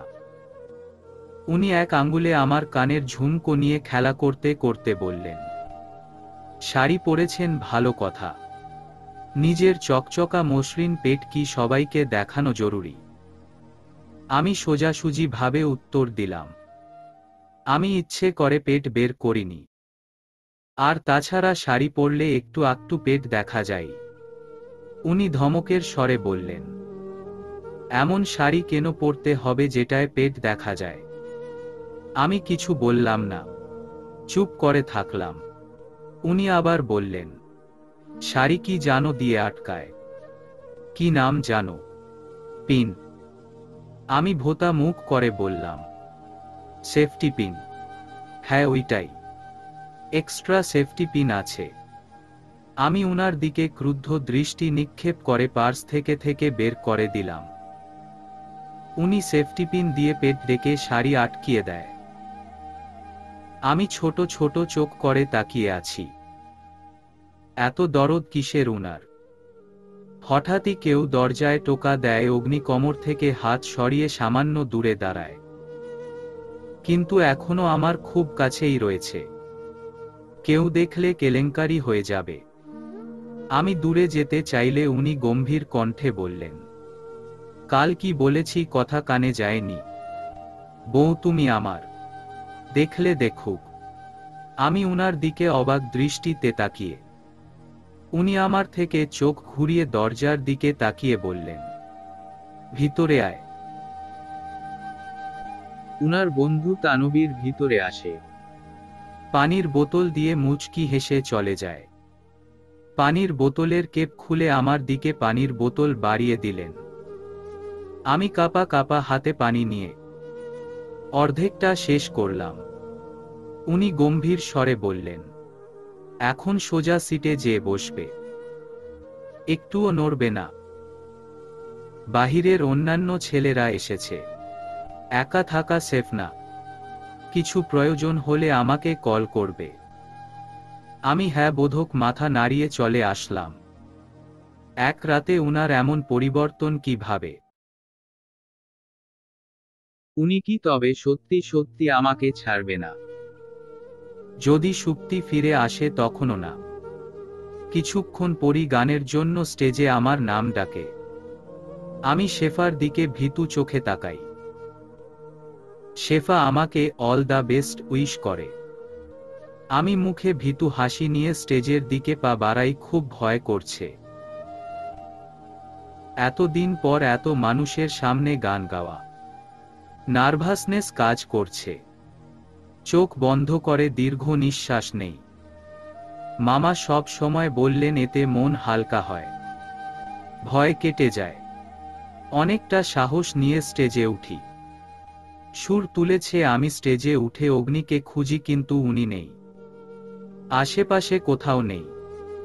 মনে একরাশ অভিমান ভর করে, অভিমানের সাথে চোখ বুজে নিলাম। গান ধরলাম, প্রাণ দিতে চাই, মন দিতে চাই, সবটুকু ধ্যান সারাক্ষণ দিতে চাই। তোমাকে ও তোমাকে, স্বপ্ন সাজাই নিজেকে হারাই, দুটি নয়নে রোজ নিয়ে শুতে যাই। তোমাকে ও তোমাকে, জেনেও তোমার আখি চুপ করে থাকে। রোজ দুফোঁটা যেন আরো ভালো লাগে। গানে অভিসারে চাই শুধু বারে বারে। তোমাকে ও তোমাকে, যেদিন কানে কানে সব বলবো তোমাকে। বুকের মাঝে জাপটে ঝরিয়ে ধরবো তোমাকে। পথ চেয়ে রই, দেরি করো না জ্যোতি, আর ভোলা যাবে না জীবনে কখনোই। তোমাকে ও তোমাকে। পুরো গান শেষ করে চোখ খুলে তাকাই। শত শত হাত তালির আওয়াজ। গান গাইতে গাইতে কখন যে চোখের কোণে জল জমেছে টেরি পাইনি। সামনে তাকিয়ে আমার চোখ থমকে যায়, রুহু কেঁপে উঠে। অগ্নি স্টেজের সামনে দাঁড়িয়ে আমার দিকে তাকিয়ে আছে। চোখ মুখ লাল হয়ে আছে, চোখের কোণায় জল, চুলগুলো অগোছালো, যেন উনার উপর বর্ষর কোনো ঝড় গিয়েছে। কি হয়েছে উনার? এই অবস্থা কেন? আমি স্টেজ থেকে তাড়াতাড়ি করে নেমে আসি। আমি আসতে আসতে উনি চোখে পলকে গায়েব হয়ে যায়। ছেলেদের ভিড়। আমি আর সেদিকে পা বাড়ালাম না। ফোন দিলাম, ফোনটাও বন্ধ বলছে। মনে ভয় আতঙ্ক নিয়ে শেফার পাশে বসে পড়ি। অনুষ্ঠানের দিকে আমার কোনো মন নেই। চোখে শুধু অগ্নির সেই চেহারা ভেসে উঠছে। কোনোভাবেই নিজেকে শান্ত করতে পারছি না। ঘণ্টা খানেক পর মামির ফোন আসে। মামি থেকে জানতে পারি অগ্নি ওই বাড়িতে গিয়েছে। কারো সাথে কোনো কথা না বলে সোজা আমার রুমে গিয়েছে। রুমের কাবার্ড থেকে কিছু নিয়ে সাথে সাথে চলে এসেছে। মামি নাকি খুব ডেকেছে কিন্তু কোনো জবাব দেয়নি। খুব রেগে ছিল। এখন আমার খুব ভয় হচ্ছে। কি করব মাথায় আসছে না। ফোনটাও বন্ধ। আরও 1 ঘন্টা কেটে যায়, নিজেকে আর শান্ত রাখতে না পেরে। উনার বন্ধু তানবীরকে উনার কথা জিজ্ঞেস করি। উনি জানান অগ্নি ভিতরের ভবনে। আমি কোনো কিছু না ভাবেই সেদিকে ছুটে যাই। ভবনের সামনে এসে উনাকে ডাকতে লাগি, কিন্তু কোনো সাড়া শব্দ নেই। অন্ধকার খুব ভয় করছে। আমি শুকনো ঢোক গিলে ভিতরের দিকে যাই। হঠাৎ কেউ পিছন থেকে আমার চোখ বেঁধে ফেলে। আমাকে জোর করে কোলে তুলে নেয়। আমি বারবার জিজ্ঞেস করি কিন্তু কোনো উত্তর নেই। তার শরীরে মিষ্টি ঘ্রাণ আমাকে জানিয়ে দিচ্ছে এটা অগ্নি। কিন্তু হঠাৎ একটা ডাক আমার মাথায় আসমান ভেঙে দেয়, সবকিছু এলোমেলো করে দেয়। সামনের সেই ব্যক্তিটা আমার ঘাড়ে মুখ ডুবিয়ে খুব আদুরে গলায় বললেন, পরিজান আমার। এই ডাক আমি আগেও বহুবার শুনেছি, 1000 বার শুনেছি। মুহূর্তেই ভয়ে আমার হাত পা কাঁপাকাঁপি শুরু হয়ে যায়। আমার ভয়ঙ্কর অতীত ভেসে উঠে। চলবে।